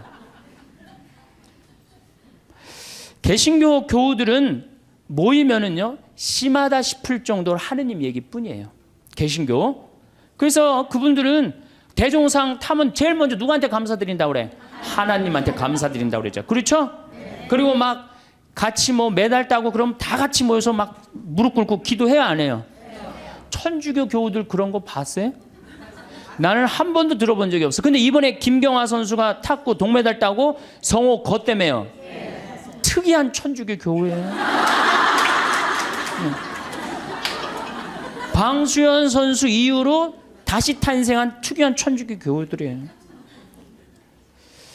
천주교회는 하느님을 믿는다면서도 하느님의 일은 뒤로 한 채 사람의 일만 더 걱정하는 경향이 굉장히 많아요. 여기 있는 분들 대부분이 하느님의 일 걱정하는 것보다 누구 일 더 걱정해요? 내 일. 여러분들 세계에서 선교사가 제일 많이 나가 있는 나라는 미국이에요. 모든 선교제 다 나가 있어요. 그 다음에 선교사가 많이 나가 있는 나라가 어느 나라냐? 우리나라 개신교회예요. 세계에서 두 번째예요. 우리 근데 천주교 교우들은 나가요 안 나가요? 내가 알기로도 한 100명 이내도 안 돼요. 지금 외방선교회하고 또 뭐 몇몇 수도회 뭐 이런 수녀님들하고 거의 없어요. 그러니까 우리는 하느님의 일은 걱정하지 않고 무슨 일 걱정해? 사람의 일을 걱정하는 거예요. 예수님이 마태오복음에 이런 얘기를 해요. 예루살렘에 올라가시면서 내가 예루살렘에 올라가면 고난을 받을 것이다. 그리고 3일 만에 살아날 것이다. 그러니까 베드로가 뭐라 그러냐? 맙소사 주님, 그런 일은 주님께 결코 일어나지 않을 것입니다. 하니까 예수님이 이런 말씀을 하세요. 사탄아, 내게서 물러가라. 너는 나에게 걸림돌이다. 너는 하느님의 일은 생각하지 않고 사람의 일만 생각하는구나. 여러분들, 하느님 믿는다면서 내가 하느님의 일을 더 많이 걱정해요? 사람의 일을 더 걱정해요? 사람이 솔직해서 좋습니다. 마음의 평화를 얻기 위해 신앙생활을 하시는 분들은 하느님의 일을 생각하기보다는 사람의 일을. 그러니까 우리 천주교 교우들은 어떨 때 보면 이게 믿는 집단인지 아니면 친목 집단인지 헷갈릴 때가 많아요. 예, 믿는 집단인지 친목 집단인지 헷갈릴 때가 많아요. 이 심지어 주일학교 애들 여름 신앙학교 할 때도 보면은 아주 슬퍼요. 우리 평창에 모래내 교회가 3년 동안 왔어요. 모래내 개신교회가 3년 동안 왔는데 내가 이제 바빠갖고 전도사님을 계속 못 만났는데 3년째 내가 전도사님을 만나서 아유 우리 집에 이렇게 3년 때 오는데 어떻게 재밌으셨냐고 그랬더니 그 전도사님 하시는 말씀이 아우 우리 3일 동안 은혜 많이 받고 갑니다 그러는 거예요. 저는 주일학교부터 여름 신앙학교 여름 캠프 20년 동안 다니면서 은혜 많이 받았다라는 생각은 한 번도 해본 적이 없어요. 우리 천주교에서 여름 캠프 갔다 오고 난 다음에 어땠니? 무지하게 재밌었어 엄마. 이렇게 말하지 엄마 은혜 많이 받고 왔어 이렇게 말하는 애들이 있어요. 이게 출발점이 굉장히 틀린 거예요. 은혜 많이 받고 갔다는 거예요. 근데 우리 천주교는 재미야. 어느 정도로 재미를 추구하느냐면은 우리 생태마을에 그 주일 이제 지금은 그렇게 못하게 하는데 처음에 올 때는 본당 개인 프로그램을 하겠어요. 오늘 주일학교 선생님 제일 먼저 찾는 게 무덤 어디 있냐는 거. 무덤. 우린 무덤이 굉장히 많거든요 뒤에. 무덤 저기 뒤에 무지하게 많다고. 왜 그러느냐고 그러니까 귀신놀이 하려고 그런다는 거예요. 귀신놀이. 담력 테스트 한다는 거예요. 아니 하느님 믿는데 왜 담력 테스트가 필요해요. 그 모래내 교회는 기도하고 찬송하고 성경 공부하고 기도하고 찬송하고 성경 공부 2박 3일 동안 그러는 거예요. 그러니까 은혜 많이 받고 갔다는 얘기가 나오지. 근데 우리는 담력 테스트 그것도 귀신놀이. 아니 천주교 이름으로 여름 신앙학교 가갖고 귀신놀이 한다는 게 말이 돼요? 그러니까 애들이 6년 동안 귀신놀이를 하다 보니까 하느님하고 안 친하고 누구하고 친해? 귀신하고 친한 거야. 귀신하고. 그러니까 이게 귀신하고 너무 친하다 보니까 중학교 올라가면은 귀신하고 어깨동무하고 다 세상으로 나가는 거예요. 그래서 주일학교 1000명이면 중고등학교가 100명으로 줄어들어요. 900명은 귀신놀이를 너무 해갖고 하느님보다 귀신이 더 마음에 드는 거야. 귀신한테 꼬여갖고 나가는 거예요. 우리가 그 단순한 그거 하나만 하더라도 얼마나 하느님 얘기를 하지 않고 사느냐 그거 느낄 수 있어요. 캠프라는 것은 자연 안에서 텐트를 치고 노는 걸 캠프라고 그래요. 그런데 천주교의 여름에 가는 거 보세요. 신앙 캠프. 모든 단어를 캠프로 써요. 놀러 가겠다 이거예요. 신앙 그냥 걸어 놓는 거고 진짜 목적은 뭐야? 놀겠다는 거예요. 놀겠다. 산간 신앙 학교 얼마나 좋아요. 근데 우린 꼭 캠프라고 그래. 우리 교구도 교구 홈페이지에 여름 캠프 이렇게 써 있어요. 그냥 놀자는 거지. 놀자는 거지. 내 마음에 평화만 있으면 돼. 성당 가갖고 하느님의 영광 이런 거 별로 중요하게 여기지 않는 거죠. 반대로 은혜 많이 받고 간다는 개신교는 감사, 찬양, 경배, 아멘, 할렐루야예요. 그래서 대부분 이 개신교 이렇게 제가 이렇게 방송 보면은 개신교 성도들은 기도할 때 어떻게 합니까? 손을 들고 눈을 하늘에 들고 해요. 그렇죠? 전부 다 손을 하늘을 향하잖아요. 천주교는 어디를 향하고 있어요? 땅바닥을 향하고 있어요. 평화방송 보면 천주교구들 다 어디 쳐다보고 있어? 땅바닥 쳐다보고 있는 거예요. 도대체 우리는 하느님이나 하늘에 관심이 없어요. 하느님이나 하늘에 관심이 없어요. 개신교 목사님들 설교하는 내용 들어보면요. 찬양, 영광, 감사, 알렐루야, 아멘이. 찬양에는 흥분과 기쁨이 있습니다. 그래서 저기 목사님들 예배 드릴 때 보면은 하느님 아버지께 감사한다고 그러고 찬양 드리고 그러느냐고 흥분하잖아요. 막 어떻게 몸을 주체를 못하면서 흥분하는 목사님들도 있잖아요. 천주교 신부님들 평화방송에서 미사하는 거 한번 보세요.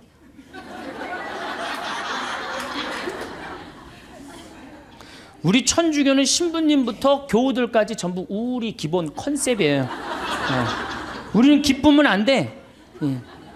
그래서 가톨릭 전례를 보면 전부 다 무거워요. 무겁고 우울하고. 찬양보다는 회개하고 반성하는 분위기가 훨씬 커요. 그래서 우리는 사순시기, 참회의 절, 대림시기, 봄판공, 가을판공, 십자가의 길, 양심성찰 이런 것만 해요. 그러니까 우리 분위기는 어두컴컴하고 우울한 분위기예요. 그래서 여러분들 미사가 끝나고 나서 성당문을 열고 나가면서 나 오늘 하나님께 정말로 경배드렸어. 나 오늘 하나님께 정말 영광 드렸어. 오늘 미사 때 너무 큰 감사와 찬양, 영광 드렸어. 그런 기분 드는 미사 있어요? 1년에 매일 미사 참여하면서도 그렇게 열심히 나가면서도 나 오늘 하나님 아버지께 영광 드리고 나와서 1시간 내내 하나님 아버지인데 찬양했어. 그런 기분 드는 교우들이 거의 없어요. 거의 없죠? 그러니까 우린 찬양을 안 하는 거예요. 아니 천주교 요리문답 1조가 뭐야? 사람이 무엇을 위하여 세상에 났느냐? 하느님을 공경하고 천주를 알아 공경하고 자기 영혼의 구원을 위하여 낳느니라. 이 두 가지가 우리가 성당 다니는 결정적인 이유예요. 성당 마음의 평화를 얻기 위해서 마음의 평화는 성당 나오면 더 깨지게 돼 있어요. 내가 성당 나오는 결정적인 이유는 뭐야? 하나님께 경배하기 위해서 나오는 거. 경배하기 위해서. 또 나의 영혼의 구원을 위해서 나오는 거예요. 이 두 가지를 하지 않으면 우리는 신앙의 목적에서 벗어나는 거예요. 신앙의 목적에서. 예수님의 삶을 보면 늘 경배와 감사와 찬양이 기본입니다. 예수님도 산상설교 중 마태복음 8장에 보면은 너희의 착한 행실을 보고 하늘에 계신 너희 아버지를 찬양하게 하라. 그러니까 우리가 착한 일도 누구의 영광을 드러내기 위해서 착한 일을 하는 거야? 하느님의 영광을 드러내기 위해서 착한 일을 심하다 싶을 정도로 예수님은 찬양에 중점을 두십니다. 마태복음 11장 25절 아버지 하늘과 땅의 주님 지혜롭다는 자들과 슬기롭다는 자들에게는 이것을 감추시고 철부지들에게는 드러내 보이시니 아버지께 감사드립니다. 그러니까 예수님도 입만 열면 뭐야? 감사야. 입만 열면은. 근데 우리는 입만 열면 뭘 그렇게 달라고 그래. 이미 다 주셨는데. 5천 명을 먹이실 때도 예수님은 찬미의 기도를 잊지 않으십니다. 마태복음 14장에 보면은 군중에게 풀밭에 자리를 잡으라고 지시하셨다. 그리고 빵 5개와 물고기 2마리를 손에 들고 하늘을 우러러 찬미를 드리신 다음 빵을 떼어 제자들에게 주시니 제자들이 그것을 군중에게 나누어 주었다. 어떻게? 하늘을 우러러 찬미 드렸다 그래. 여러분들 밥 먹을 때 우리 어떻게 해야 돼? 정말로 하느님 아버지 이 밥 먹게 해주셔서 감사합니다. 지금 밥 못 먹는 사람이 지구에 30억이야. 30억. 근데 우리는 얼마나 감사하게 먹어요. 그런데 이렇게 감사한 밥 먹으면서 성호 굽고 먹어요? 바깥에 나가갖고 일반 식당에 나가서? 여기는 어느 학교야? 성가정, 영성, 성숙 여기 학교 학생들은 내가 보니까 대단한 것 같아. 저는요 제가 이렇게 성호 굽고 밥 먹잖아요. 한 번은 그런 적이 있어요. 신학생 때 성호를 굽고 밥을 먹는데 앞에 있는 남자야. 아마 성당 열심히 다녔던 모양이야. 아이 새파란 놈이 성호를 굽고 밥 먹으니까 너무너무 미안했는지 자기 허벅지에다가 성호를 굽고 밥을 먹더라. 허벅지에다. 그러니까 우리는 찬양 드리고 경배 드리는 그런 신앙의 분위기는 자기가 하느님 얘기를 스스로 합니다. 왜냐하면 하느님께 찬양 드리고 경배 드리는 게 얼마나 신나요. 근데 우리는 천주교는 무슨 이순신 장군 후예야? 내가 죽었다는 걸 적에게 절대 알리지 말아라. 이거하고 똑같은 얘기를 해. 내가 천주교 신자라는 걸 절대 남에게 알리면 안 된다. 그래서 성호도 거요 안 거요? 안 거요 안 거. 밥 먹어. 여기 계신 분들은 긋고. 그래서 여러분들 제가 또 어떤 교우가 나한테 와서 기가 막힌 얘기를 한 적이 있어요. 신부님 우리 부장님이요 내가 직장 생활을 10년 동안 같이 했는데 알고 봤더니 성당 다니는 거예요.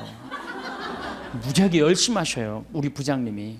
그러니까 10년 동안 다니면서도 성당 다닌다는 얘기를 안 한 거예요. 나의 죽음을 적에게 알리지 말라. 그렇게 말한 이순신 장군처럼 어떻게 내가 성당 다니는 거를 직원이 알면 안 되는 거야. 그러면서 그 아래 직원이 한다는 얘기가 있어. 천주교 신자 뭐가 틀려도 틀리다고. 내가 아무리 열심히 해도 그 성호도 안 굽고. 그게 무슨 신앙이에요. 신앙은 드러내는 거예요. 드러내는 게 곧 선교가 되는 거고. 근데 우리는 항상 오그라들어요. 항상. 예수님은 율법서에서 가장 큰 계명이 무엇이냐고 묻는 율법 교사에게 당연히 이렇게 말씀하십니다. 내 마음을 다하고 내 목숨을 다하고 내 정신을 다하여 주 너의 하느님을 사랑해야 한다. 이것이 가장 크고 첫째가는 계명이다. 그러니까 우리가 성당 나오는 이유가 뭐냐? 마음의 평화를 얻기 위해서? 아니라는 거예요. 우리 마음의 평화를 얻기 위해서 성당 나오는 게 아니라 뭐 하러 나오는 거예요? 하느님께 경배드리기 위해서 나오는 거예요. 왜? 하느님께 받은 은혜가 너무 많으니까. 얼마나 우리가 많은 은혜를 받았어요 지금. 우리는 받은 은혜가 999가지야. 그 999가지를 정말로 감사드리고 찬양드리기도 바쁜데 못 받은 거 하나 달라고. 참, 그것도 하느님 부담스럽게 묵주기도 9일기도 해가면서 54일씩 매달려가면서 그냥 다 하려고 그러니 얼마나 정말 우리가 한심한 신앙생활을 합니까? 예수님은 죽음 바로 전에 당신 머리에 향유를 부은 여인의 행동을 칭찬하십니다. 어떤 여자가 매우 값진 향유가 된 옥합을 가지고 다가와 식탁에 앉아 계시는 그분 머리에 향유를 부었다. 제자들이 보고 불쾌하며 말하였다. 왜 이렇게 허투루 쓰는가? 저것을 비싸게 팔아 가난한 이들에게 나누어 줄 수도 있을 터인데. 근데 예수님은 이 여인의 행동을 말리지 않습니다. 놔둬라. 이 여인의 오늘 이 행위는 세상 복음 전해지는 끝까지 복음과 함께 전해질 것이다. 그 향유가 200데나리온. 한 데나리온이 하루 일당이에요. 우리나라 돈으로 이제 하루 일당 한 5만 원으로 따진다면 얼마야? 1,000만 원어치 쏟아부은 거예요. 예수님 머리에 1,000만 원어치 쏟아부은 거예요. 그러면은 우리가 봐도 심하다 싶을죠? 그러니까 제자들이 왜 이렇게 허투루 쓰냐? 이거 가난한 사람한테 나누어 줄 수도 있는데. 그런데 정작 예수님이 거절하십니까? 안 거절하십니까? 거절하지 않으세요. 우리가 하느님께 바치는 건 최고여야 돼. 끄트머리가 아니고. 그래서 아닌 말로 교무금도 우리가 미루다 11월 달 그것도 성탄절날 그냥 그날 내는 분들도 많아요. 그러니까 우리가 하느님께 맨 뒤로 가고 세상 일이 제일 먼저가 되는 거예요. 우선 내 문제 해결하고 난 다음에 그 다음에 하느님은 나중에 봐도 되니까. 하느님께 첫 번째 첫 맛배를 드려야 되는데 우리는 항상 맨 끝에 일단 내 마음의 평화가 더 중요한 거예요. 내가 마음이 평화로우면 그때, 많이 평화로우면 그때 내고, 그때 안 평화로우면 안 내. 안 내도 되는 거야. 성찬례를 봐도 예수님은 하느님께 얼마나 애절하게 감사 기도를 드렸는지 알 수 있습니다. 스스로 원하신 순환이 다가오자 예수께서는 빵을 들고 감사를 드리신다. 항상 감사하는 거 잊지 않으셨어요. 찬양하는 거 잊지 않으셨어요. 쪼개어 제자들에게 주시며 말씀하셨다. 또 이어 잔을 들어 다시 감사를 드리신 다음 제자들에게 말씀하셨다. 그러니까 예수님도 입만 열면 뭐 하셨어요? 감사하고 찬양했단 말이야. 근데 우리도 어떻게 해야 돼? 입만 열면 어떻게 해야 돼? 감사하고 찬양해야 되는데 사실은 그런 신앙생활을 하기란 우리가 방향을 잘못 잡았기 때문에 별로 없어요. 요즘 조금 분위기가 그래도 천주교가 감사, 찬양의 분위기가 그래도 조금 살아나요. 요즘 천주교가. 그래서 요즘 그런 면에서는 제가 정말 우리 천주교가 제대로 가고 있구나 그런 생각이 듭니다. 저는 우리가 얼마나 많은 은혜를 받았느냐 하면은 여러분들 지금 눈 두 개 여기 계신 분들만 제가 눈 두 개 달려있는 거 감사해 안 감사해? 걔는 하얀색하고 까만색밖에 못 봐요. 걔는. 근데 우리는 눈 두 개가 달려갖고 총천연색 다 보잖아요. 그렇죠?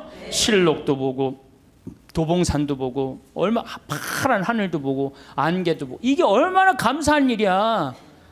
또 다리 2개 달려갖고 인천에서 의정부에서 수원에서 명동까지 걸어왔잖아요. 얼마나 감사해요. 다리 2개 내가 걸어 다닐 수 있다는 게. 나무는 한 번 심겨지면은 옮겨갈 수 있어요, 없어요? 옮겨갈 수가 없어요. 근데 우리는 2다리 2눈으로 온 데 다 다니고 얼마나 감사해. 뭘 또 더 바란다고 맨날 이렇게 달라고 그래요. 이미 하느님이 다 주셨는데. 하느님이 다 주셨어요. 그러니까 사실 우리는 매일 감사하고 매일 찬양 드려도 우리는 부족해요. 내가 숨 쉬는 거 5분만 안 쉬어도 살아요, 죽어요? 죽어요. 그런데 이 온 세상에 하느님의 기운이 꽉 차 있어. 하느님의 생명이 꽉 차 있어. 그걸 내가 지금 마시고 사는데 얼마나 은혜롭고 얼마나 감사해요. 그러니까 우리는 입만 열면 뭐 해야 돼? 제가 다른 기도는 못해도 그 기도 하나는 기가 막혀요. 감사기도. 아침에 일어나고 평창에 그 산에 쫙 운무, 그러니까 이 물안개가 쫙 얼마나 아름다워. 아, 하느님 너무너무 감사합니다. 공기가요 정말로 달아요, 달아. 그냥 공기가 쫙 하면 하느님 너무너무 감사합니다. 또 밤에 어제도 밤에 빗님이 쫙 오시고 난 다음에 하늘이 맑아갖고 별이 딱 떴는데요. 얼마나 예쁜지 거기는 제가 이제 사무실에서 나는 토담집에서 사는데 토담집으로 내려올 때 내 다리도 안 보여. 깜깜해갖고 내 다리도 안 보여요. 얼마나 깜깜한지. 근데 하늘의 별이 얼마나 영롱한지 몰라요. 요즘 목성이 얼마나 반짝반짝 거리는지 몰라요. 그 목성을 보고 얼마나 감사해요. 그러니까 저는 매일 감사해요. 그 기도 하나 내가 확실하게 해요. 그래서 저도 입만 열면 하루에 한 5번씩 감사하다 그래요. 감사합니다. 특별히 맛있는 거. 우리 밭에서 그냥 다 뜯어 먹거든요. 가지, 오이, 뭐 토마토, 상추, 치커리, 뭐 그다음에 이제 무 나오면 또 그 먹으면 얼마나 맛있어요. 감사해요. 뭐 바랄 게 뭐 있어. 그냥 이렇게 삼시세끼 먹고 이 아름다운 데서 살면 됐지. 얼마나 감사해요. 그러니까 우리는 입만 열면 뭐 하면 돼? 감사하면 돼. 필요한 건 예수님이 뭐라 그래요? 아버지께서 너희들이 필요한 거 이미 다 알고 있는데 뭘 그렇게 말이 많으냐. 분명히 얘기했는데 우리는 그렇게 말이 많아. 천주교는 뭐 이렇게 달라고 막 그래요. 그래서 심지어 어떤 교우들은 나이 든 할머니들은 산에 오르다 보면은 선앙당 근처에 돌탑이 있으면 어떻게 해요? 거기다 하나 얹어놔요. 그리고 우리 손자 이번에 시험 잘 보게 해주십시오. 산에 이제 올라갔다 내려오는데 절을 지나가는데 지나가다가 부처님이 보이면 어떻게 해요? 또 왔다가 좀 찝찝하긴 하지만 내가 성당 다니니까 그래도 한번 절을 합니다. 부처님 우리 손자 이번에 시험 잘 보게 해주십시오. 성당에 왔는데 성당 마당에 성모님이 계셔. 그럼 그냥 넙죽 절하는 거지. 우리 손자 시험 잘 보게 해주십시오. 성당 안에 들어갔더니 제대에 십자고상이 있어. 거기 또 절 한 번 해요. 감실에 또 한 번 해요. 그러니까 이 할머니 마음속에는 무슨 심성이 들어있는 거예요? 그 중에 하나만 걸려라 이거야. 그 중에 하나만 걸려서 내 손자 이번에 학력 수학 능력 평가 시험 잘 보면 된다 이거야. 그러니까 대부분의 우리 천주교 교우들이 그걸 뭐라고 하냐면 기복신앙이라고 그래. 기도해서 복을 얻는 거예요. 기복신앙. 그래서 새해 여러분들 점집에 제일 많이 가는 종교인들이 누군지 아세요? 단연 천주교 교우들 1등이에요. 예. 성당에 쭉 다녀보니까 이게 답이 안 나와. 답이 안 와. 여기가 아닌가 봐. 그리고 어디로 가봐요? 점집에 가봐요. 점집에 가봐갖고 점집에 가면 속 시원한 얘기 해주잖아요. 3대 죽은 처녀 귀신이 달라붙하고 이 집이 안 된다. 부족 하나 써줄 테니까 벽에 넣어놔라. 그럼 마음이 편안하단 말이야. 우리는 뭐 하면 돼? 마음의 평화를 얻기만 하면 되는 거. 어딜 가든. 그래서 대한민국이 종교 천국이 되는 거예요. 대한민국에 들어왔고 실패한 종교는 하나도 없습니다. 다 성공합니다. 왜? 우리나라 국민들 심성 자체가 뭐야? 이 현세를 너무 좋아해요. 현세에서 사는 걸 너무 좋아해요. 죽어 정승보다 살아 개가 낫다고 그런 말도 우리 하죠. 그러니까 우리 현실을 너무너무 좋아하는 거예요. 그러니까 우리 이제 곧 추석이 다가오는데 참 재미난 게 있어요. 제가 이렇게 외국을 다녀보거나 여러 군데 다녀보면요. 무덤이 다 동네 한가운데 있어요. 무덤이. 그래갖고 그냥 동네에 그냥 퇴근하는 길에 꽃 하나 갖다 놓고 출근하는 길에 인사 한번 하고 그런단 말이야. 근데 우리는 그냥 얼마나 멀리 갔다가 묻어놓는지 죽는 게 그렇게 싫은 거예요. 그래갖고 그냥 무지하게 멀리 갔다가 묻어놔. 그리고 그냥 그걸 1년에 전 국민이 똑같은 날 다 보러 간다고. 아니 죽는 날은 다 틀린데 왜 보러 가는 날은 다 똑같아. 그냥 추석하고 구정만 되면 그냥 막 이게 참 그만큼 우린 죽음을 싫어하는 거예요. 살아서 복 받으면 되는 거예요. 그러니까 우리는 내세 영원한 생명, 제가 이거 4번째 시간 때 이 강의를 할 건데 영원한 생명에 대한 간절한 소망이 없어요. 이 세상에서 어떻게 하면 돼? 행복하면 돼. 내 마음의 평화를 얻으면 돼. 성당에 왜 나오십니까? 마음의 평화를 얻기 위해. 나오지 마세요. 마음의 평화는요, 예수님이 언제 공식적으로 빌어줬느냐, 부활하시고 난 다음에 제자들에게 그때 예수님은 치를 것 다 치르고 그러고 난 다음에 너희에게 평화가 있기를. 여러분들도 진정한 마음의 평화는 뭐예요? 단계, 신앙의 단계, 성숙의 단계, 여기 보니까 성숙이라고 써놨는데 성숙의 단계를 다 거치고 난 다음에 어느 정도 경지에 오르고 난 다음에 그때서 흔들리지 않는 평화가 생기는 거예요. 그러니까 그 단계까지 가야지. 가기도 전에 아무것도 없으면서 평화, 그럼 평화가 옵니까? 우리의 신앙이, 감사의 신앙생활이 제일 우선이라는 표현을 우리는 매일매일 하고 있어요. 미사 때마다 우리는 감사라는 날은 무지하게 씁니다. 미사 때마다. 그런데 우리가 앵무새처럼 되뇌이기만 하기 때문에 그걸 잘 몰라요. 무수한 감사송이 있지만 오늘 내가 이제 평일이 이제 감사송이 6개가 있어요. 월, 화, 수, 목, 금, 토 이렇게. 그래갖고 제가 수요일 날 오늘 평일 미사 감사송 한번 해볼게요. 주님께서 여러분과 함께 마음을 드높이 우리 주 하느님께 감사합니다. 그럼 여러분 뭐라 그래요? 마땅하고 옳은 일입니다. 그러죠? 근데 정말로 그렇게 감사한 게 마땅하고 옳은 일로 했는지 그런 생각이 많이 들어요. 아니 그러니까 우리 천주교 교우들이 어느 정도냐면은 기도원도 여기도 다녀보고 저기도 다녀보고 하여튼 먹히는 데 한번 가봐요. 여기저기. 그래갖고 또 어떤 자매는 이렇게 소개하는 자매도 있어요. 그쪽 신부님한테 가봐. 그쪽 신부 용해대. 용한 신부님 찾아가는 거죠. 그러니까 우리가 어느 정도로, 그러니까 사실 하느님께 다가가는데 신부는 뭐예요? 그냥 중개자야, 중개자. 정말로 나는 누구를 만나면 돼? 하느님을 만나면 돼요. 근데 누가 용해다 그러고 저리 가보라 그러고 저리 가보라 그러고. 그러니까 우리 교우들이 그만큼 신앙생활을 하는데 잘못하고 있는 거죠. 잘못하고 있는 거죠. 우린 정말 하느님께 찬양드리기 위해서, 하느님께 감사드리기 위해서 여러분들 하느님 믿는 거예요. 다른 이유 하나도 없어요. 천주교 요리문답 1조가 뭐야? 사람이 무엇을 위하여 낳느냐? 천주를 알아 공경하고 자기 구원을 위하여 낳느니라.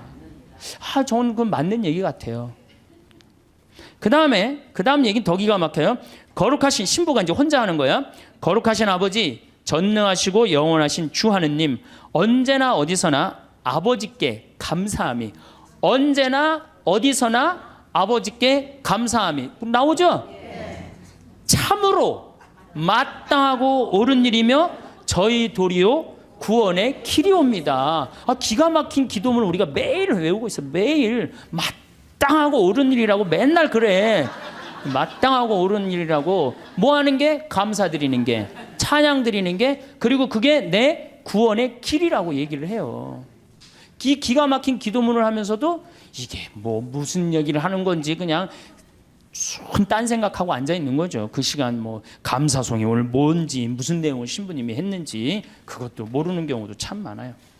아버지께서는 사랑하시는 아드님을 통하여 인류를 창조하셨듯이 또한 인자로 인류를 구원하셨나이다. 그러므로 창조된 만물이 마땅히 주님을 섬기고요. 굉장히 중요한 얘기예요. 창조된 만물이 마땅히 주님을 섬긴다는 거예요. 우린 창조됐어요? 안 됐어요? 우린 창조됐어요. 그러니까 당연히 어떻게 해야 돼? 주님을 찬미하고 하느님을 주인으로 모시고 살아야 돼요. 그런데 제가 가만히 이렇게 생각해 보니까 하느님하고 우리하고 입장이 바뀌었어. 누가 종이냐 하면 하느님이 종이고 누가 주인이 돼? 내가 주인이야. 왜 이렇게 시키는 게 많아? 이거 해주시고 저거 해주시고. 내가 기도를 하면서 하느님의 뜻을 들어야 되는데 누가 내 뜻을 들어야 돼? 내 하느님이 내 뜻을 들어야 돼. 헌금이나 많이 하면서 또 시키면 몰라. 딸랑 1,000원 해갖고 그냥 300원어치는 우리 아이 이번에 시험 잘 보게 해주시고 300원어치는 우리 아파트값 뛰게 해주고 나머지 400원어치는 우리 남편 절대 직장에서 안 떨어지게 해주시옵소서 하고 1,000원 딱 낸단 말이야. 아니 많이 하면서 시키면 또 다행인데 딸랑 1,000원 내면서 왜 이렇게 시키는 게 많아요. 그러니까 하느님하고 나하고 입장이 바뀐 거예요. 그리고 이제 하느님이 안 들어주면 열받아 열 안 받아요? 열받아. 아니 하느님이 정말 있는 거야 없는 거야? 왜 이렇게 내 청을 안 들어줘? 내가 9일 기도까지 했구만. 54일 동안이나 했는데 왜 안 들어줘? 여기가 아닌가 봐. 천군보살한테 한번 가봐야 되겠다. 천군보살한테 가봐. 거기 가서 또 안 되면 또 어떻게 해요? 또 성당에 나타나. 그래서 성당에 주기적으로 나타나는 사람들이 있어요. 주기적으로. 지속적으로 나타나야 되는데 주기적으로 나타나요. 주기적으로. 구원된 모든 사람이 다 함께 주님을 찬송하며 성인들도 한 마음으로 찬미하오니 저희들도 천사들과 함께 주님을 찬양하며 언제나 기뻐 노래하나이다. 이렇게 우리가 미사 처음부터 끝까지 다 이래요. 모든 기도문이. 근데 이제 이 미사를 이게 또 이제 바뀌어야 돼요. 이 미사가 신부님들의 원맨쇼로 끝나는 경우가 너무 많아. 여러분들 구경하는 경우고. 그렇죠? 네, 다음 시간에 내가 얘기하겠지만 굿을 한번 보세요. 굿 원맨쇼를 합니까? 다 삥 둘러갖고 중간에 막 이것도 빌고 뭐 돈도 꽂아놓고 쌀도 뿌리라고 그러면 뿌리고 시키는 거 다 하잖아요. 참여를 한단 말이야. 근데 우리는 거의 참여하는 게 없어요. 그냥 뭐 몇 마디 주고받는 거 주님께서 여러분 또 한 사조와 함께 이거 계속 한 3번 4번 하는 거 외에는 거의 교우들이 하는 게 없어요. 그러니까 당연히 미사가 이렇게 빨려 들어가지를 못하는 거죠. 미사에. 그러니까 죽어 있는 전례에 우리가 10년 동안 20년 동안 그냥 죽어서 왔다 갔다 하는 거예요. 그래도 계속 오는 거 보면 신기하죠. 나는 기적이라고 생각해요. 저분들이 도대체 무슨 생각으로 이렇게 계속 오고 있을까? 나는 그거는 성체성사 때문이라고 생각해요. 성체성사. 내가 예수님이 내 몸 안에 살기 때문에 내가 오는 게 아니야. 미사 참여 여러분이 가는 거 아니야. 내 안에 사는 예수님이 그냥 끌고 가는 거지. 여러분들은 뭐만 빌려주는 거, 몸만 빌려주는 거, 몸만. 정말로 성체 은혜 때문에 천주교가 사는 거예요. 얼마나 좋은 성사예요. 거기에 의미까지 더한다면 우린 정말로 행복한 신앙생활을 할 수 있을 텐데. 그러니까 우리가 이제 뭐라고 그래? 신부가 이렇게 하면 여러분들은 뭐라고 그래? 거룩하시도다, 거룩하시도다, 거룩하시도다. 온 누리의 주 하느님, 하늘과 땅에 가득 찬 그 영광. 하늘과 땅에 가득 찼다고 아까 제가 얘기했죠. 공기 마시는 것 자체가 뭐야? 은총 속에서 사는 거야. 하늘과 하느님의 기운이 있지 않으면요, 이 인류, 우주, 이거 생명이 움틀 수가 없어요. 가끔 이런 분이 있어요. 내가 하느님을 믿느니 주먹을 믿겠다. 이런 분들이 있어요. 그럼 제가 그런 글도 썼는데, 주먹을 믿겠다고? 주먹이 공기 만들어내는데 무슨 일을 했는데? 주먹이 하늘에 빗님 내리는데 무슨 일을 했는데? 주먹이 태양빛 만들어내는데 무슨 일을 했는데? 그렇게 주먹이 좋으면은 주먹하고 저 화성에 가서 살아라. 영하 200도 되는 데 가서 살아라. 주먹이 다 해줄 테니까. 우리 인간이요, 너무 교만해 있어요. 지금 과학이 발달해갖고 인간이 최고인 줄 알고 착각하고 있어요. 우리는 한순간도 하느님의 은총이 없으면 우리는 한순간도 못 살아요. 그래서 여기 뭐라 그래? 온 누리의 주 하느님, 하늘과 땅에 가득 찬 그 영광. 이렇게 노래를 했잖아. 높은 데서 호산나, 주님의 이름으로 오시는 분 찬미 받으소서. 듣고 보니까 찬미라는 말을 무지하게 많이 하죠. 우리가. 그런데도 우리가 죽어있는 전례에 참여를 하다 보니까 정말로 찬미하는 기분, 찬양하는 그런 기분이 안 들어요. 그러면은 도대체 어떻게 하느님께 경배 드려야 되느냐? 이거는 춤을 춰야 돼. 하느님 앞에서 우리가 하느님께 춤을 춰드려야지 경배하는 거예요. 근데 우리 춤 춰요 안 춰요? 아까 보니까 막 추대 보니까. 근데 미사 때 춤 춰요 안 춰요? 우리 주 전례는 미사예요. 미사 때 춤 안 추죠. 그렇죠? 하나님 기쁘게 해드리지 않는 거예요. 성가 잘해요 못해요? 솔직히 성가, 내가 다음 시간에 이제 성가 얘기하겠지만은 성가 이거 장송곡 안 되면 다행이에요. 요즘 또 이제 순교자 성월이라 또 이제 더 청승을 떨면서 더 부르지. 그 다음에 시편 여러분들 시편 외우는 거 내가 답답할 때 한두 개 정도 탁 나오는 시편 있을까요? 우리 천주교 교우들 그래 여긴 성숙 학교라 확실히 많이 틀린 것 같아. 정말 우리 시편도 제대로 외우는 거 없어요. 시편도. 그럼 그림이라도 하느님을 참 믿으려야 되는데 그나마 천주교가 제일 잘하는 게 이 그림이에요. 오늘도 황창현 신부님의 행복 특강 잘 들으셨나요? 이어서 나이 들수록 들으면 도움이 되는 지혜의 말씀을 들려드리겠습니다. 오늘은 우리 주변에서 언제든 만날 수 있는 뱀처럼 교활한 사람들의 9가지 특징에 대해 말씀드리겠습니다. 첫 번째, 거짓말과 속임수를 자주 사용한다. 교활한 사람들은 항상 그저 자신의 이익을 위해 거짓말을 하거나 다른 사람을 속이는 경향이 있다. 그들은 사람들을 기만하고 자신의 목적을 이루기 위해 항상 사실을 왜곡하고 남들을 현혹시키기를 좋아한다. 거짓말은 눈덩이와 같기 때문에 계속 굴릴수록 점점 커져만 간다. 따라서 이런 교활한 사람들은 자신의 거짓말이 점점 커지는 것에 큰 불안감을 느낄 수밖에 없고 언제 거짓말이 폭로될지 전전긍긍하며 살고 있다.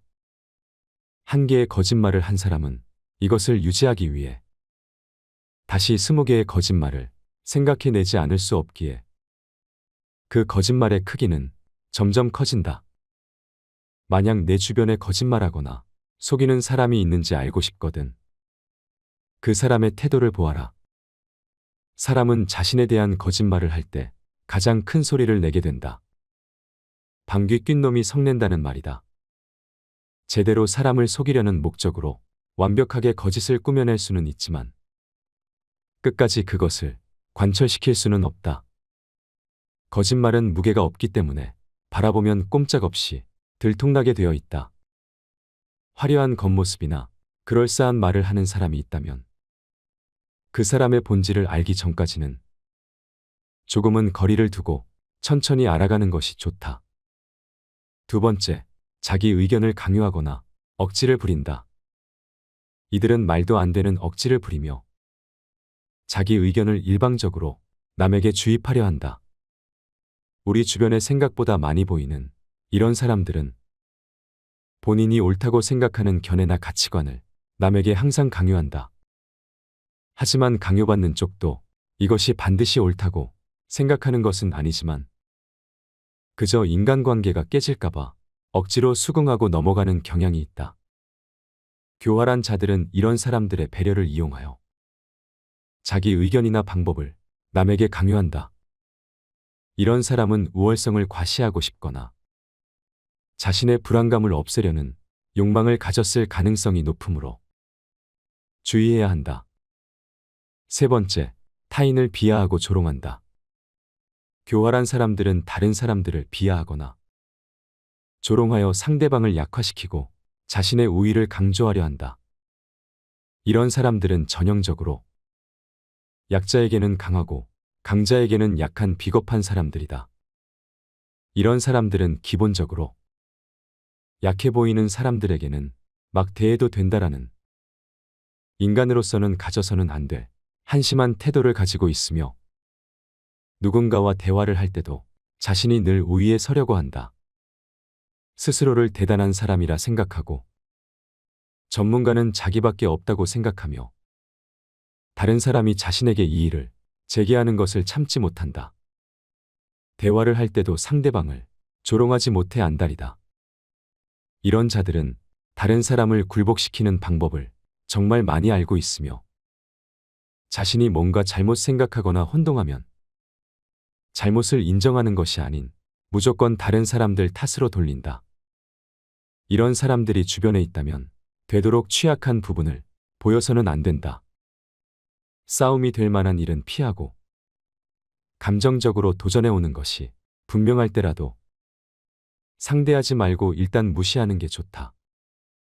대화를 할 때도 주제에서 벗어나지 않도록 주의한다. 그저 냉소주의로 대응하거나 대화를 거절하라. 교활한 사람들에게는 대화하기 싫다는 은밀한 의사표시는 먹혀들지 않는다. 따라서 자신의 뜻을 분명하게 밝힐 필요가 있다. 네 번째, 말과 행동이 일치하는 경우가 별로 없다. 교활한 자들의 특징은 말과 행동이 일치하지 않는다는 것이다. 따라서 이런 사람들을 파악하려거든 말과 행동이 일치하는지 살펴봐라. 교활한 비겁자들은 말과 행동이 완전히 따로 놀지만 그 점을 알아차리기까지는 시간이 좀 필요하다. 그들이 앞세우는 말도 나름 조리 있고 이성적이며 짜임새가 있기 때문이다. 따라서 객관적인 사실과 행동에 비추어 그들을 판단할 수 있어야 한다. 이 말과 저 말 사이에 일관성이 있는지도 살펴봐야 한다. 이들은 병적인 거짓말쟁이다.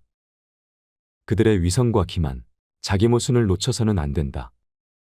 만일 내 주변에 있는 사람의 말과 행동이 계속해서 일치하지 않는다면 거리를 두는 것이 좋다. 다섯 번째, 자기 중심적인 태도를 보인다. 교활한 사람들은 늘 자기 중심적으로 생각한다. 같이 더불어 사는 사회에서는 타인을 배려해야 하는 상황이 많지만 이들은 남에 대한 배려를 찾아볼 수 없다. 정말이지 당연한 말이지만 이런 사람들은 주위 사람을 아무렇지 않게 휘두른다. 또한 자기중심적인 이들은 매사에 자신에게 득인지 실인지를 따져보고 상황에 맞게 교묘하게 움직인다. 그들과 지내며 옆에서 지켜보면 자기 보신을 위해 마치 카멜레온처럼 상대의 권력이나 영향력에 따라 태도를 바꾸는데 이들의 이런 성향이 바뀔 가능성은 극히 낮다. 따라서 이들을 바꾸려고 하지 말고 원래 그런 사람이라고 생각해야 한다. 마음을 깊이 주지 마라. 시간을 낭비할 뿐이니 이런 사람들과는 그저 표면적인 관계를 유지하거나 차라리 피하는 것이 좋다. 여섯 번째, 이기적인 행동을 한다. 교활한 사람들을 가만히 살펴보면 항시 자신의 이익을 최우선으로 생각하고 다른 사람들을 이용하기 바쁘다. 항상 자기 생각만 하기 때문에 타인에게 무엇이 필요한지, 자신의 행동이 타인에게 어떤 영향을 미치는지는 절대로 고려하지 않는다. 이런 사고방식은 이기적 태도와 사회적 의무를 무시하는 것으로 나타난다. 그들은 항상 자신만을 생각하기에 자기에게 도움이 되는 사람에게는 친절하고 배려심 많은 모습을 보여주지만 자신에게 필요 없다고 느껴지는 사람들에게는 관심을 갖지도 않고 배려하는 모습을 보이지도 않는다. 만약 내 주변에 있는 사람이 항상 자기의 이익을 챙기려 하거나 남의 것을 자기 것인 것 마냥 탐내는 사람이라면 거리를 두는 것이 좋다.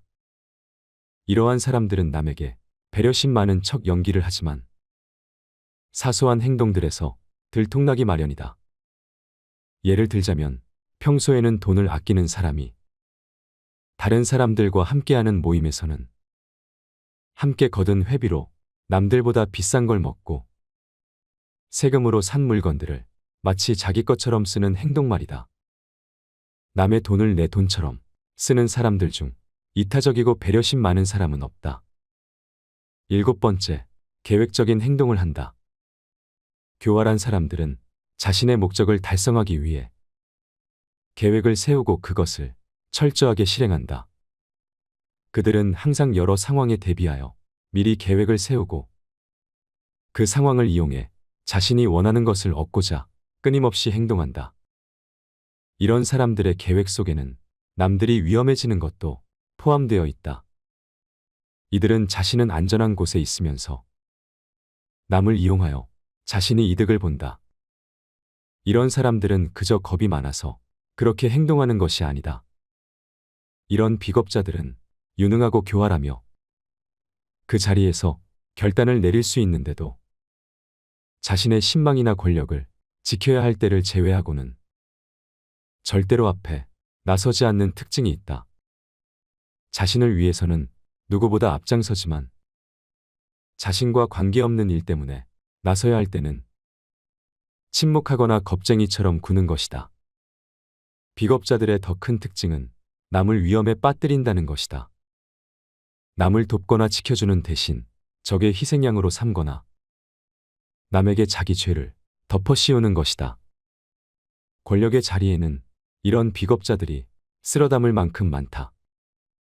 결코 위험을 무릅쓰지 않는 그들은 교활하게 남의 등을 떠밀면서 잘되면 자신의 뛰어난 역량 때문이라고 내세우고 잘못되면 남에게 책임을 떠넘긴다. 은밀히 나누었던 약속도 필요에 따라 서슴지 않고 부정한다. 이렇게 해서 주변을 말을 잘 듣는 추종자로만 채운다. 문제는 그 대가를 남이 치르게 된다는 것이다. 예를 들어 어떠한 기업이라면 우수한 인재가 나가버리기 때문에 사세가 기울고 정치가라면 국민이 그 대가를 치르게 된다. 무능한 지도자가 자신의 안위만 보호하다가 나라를 위태롭게 만든 일은 동서고금의 역사에서 쉽게 찾아볼 수 있다. 이런 사람이 보인다면 반드시 피하라. 8번째, 타인을 조정하고 상황을 이용한다. 교활한 사람들은 다른 사람들을 조종하고 상황을 이용하여 조용히 압력을 가한다. 그들은 상황을 이용해 다른 사람들을 자신의 의지대로 움직이도록 유도하며 교활하게 자신의 목적을 달성하려 한다. 이런 사람들은 타인의 심리를 조종하는 능력이 매우 능한 사람이다. 이런 사람을 알아보는 법은 어렵지 않다. 먼저 우물에서 숭늉 찾는 사람을 조심하라. 교활한 사람들은 먹잇감을 함정에 빠뜨리는 것에 급급하기 때문에 자기가 점 찍은 상대의 삶에 정광석화처럼 침투하고 상대를 올가매는 약속들을 되도록 빨리 받아낸다. 타고난 포식자인 그들은 자신의 호감형 가면이 오래 버틸 수 없다는 것을 알기에 상대를 잡으려면 본색이 드러나기 전에 신속히 해치워야 한다는 것을 잘 알고 있는 것이다. 이들이 남에게 침투하는 타이밍은 상대가 뭔가 큰일을 겪고 힘들어할 때다. 그들은 상대의 빈틈을 노려 누군가가 함께 해주고 위로해 주기를 바라는 상대의 욕구 속에 따리를 튼다. 그렇기에 친근함과 인간적인 정을 착각하지 마라. 이들은 자신을 꾸며내고 부풀리기도 하지만 특히 제멋대로 밀고 들어와 정신을 홀린다. 그들은 지나칠 만큼 친근하게 굴면서 상대의 생활 공간 속으로 함부로 비집고 들어간다. 이런 사람을 피하지 않고 자주 만나다 보면 이들의 계획에 말려들어 자칫 신뢰받을 자격이 없는 사람을 덜컥 신뢰하게 될지도 모르기 때문이다. 9번째, 능력에 비해 지나치게 자신만만하다. 교활한 사람들은 다른 사람들을 유인하고 속이기 위해 자신만만한 척을 한다. 그들은 다른 사람들의 관심을 끌기 위해 자신의 능력을 부풀리고 과장한다면 이런 부류일 수 있다.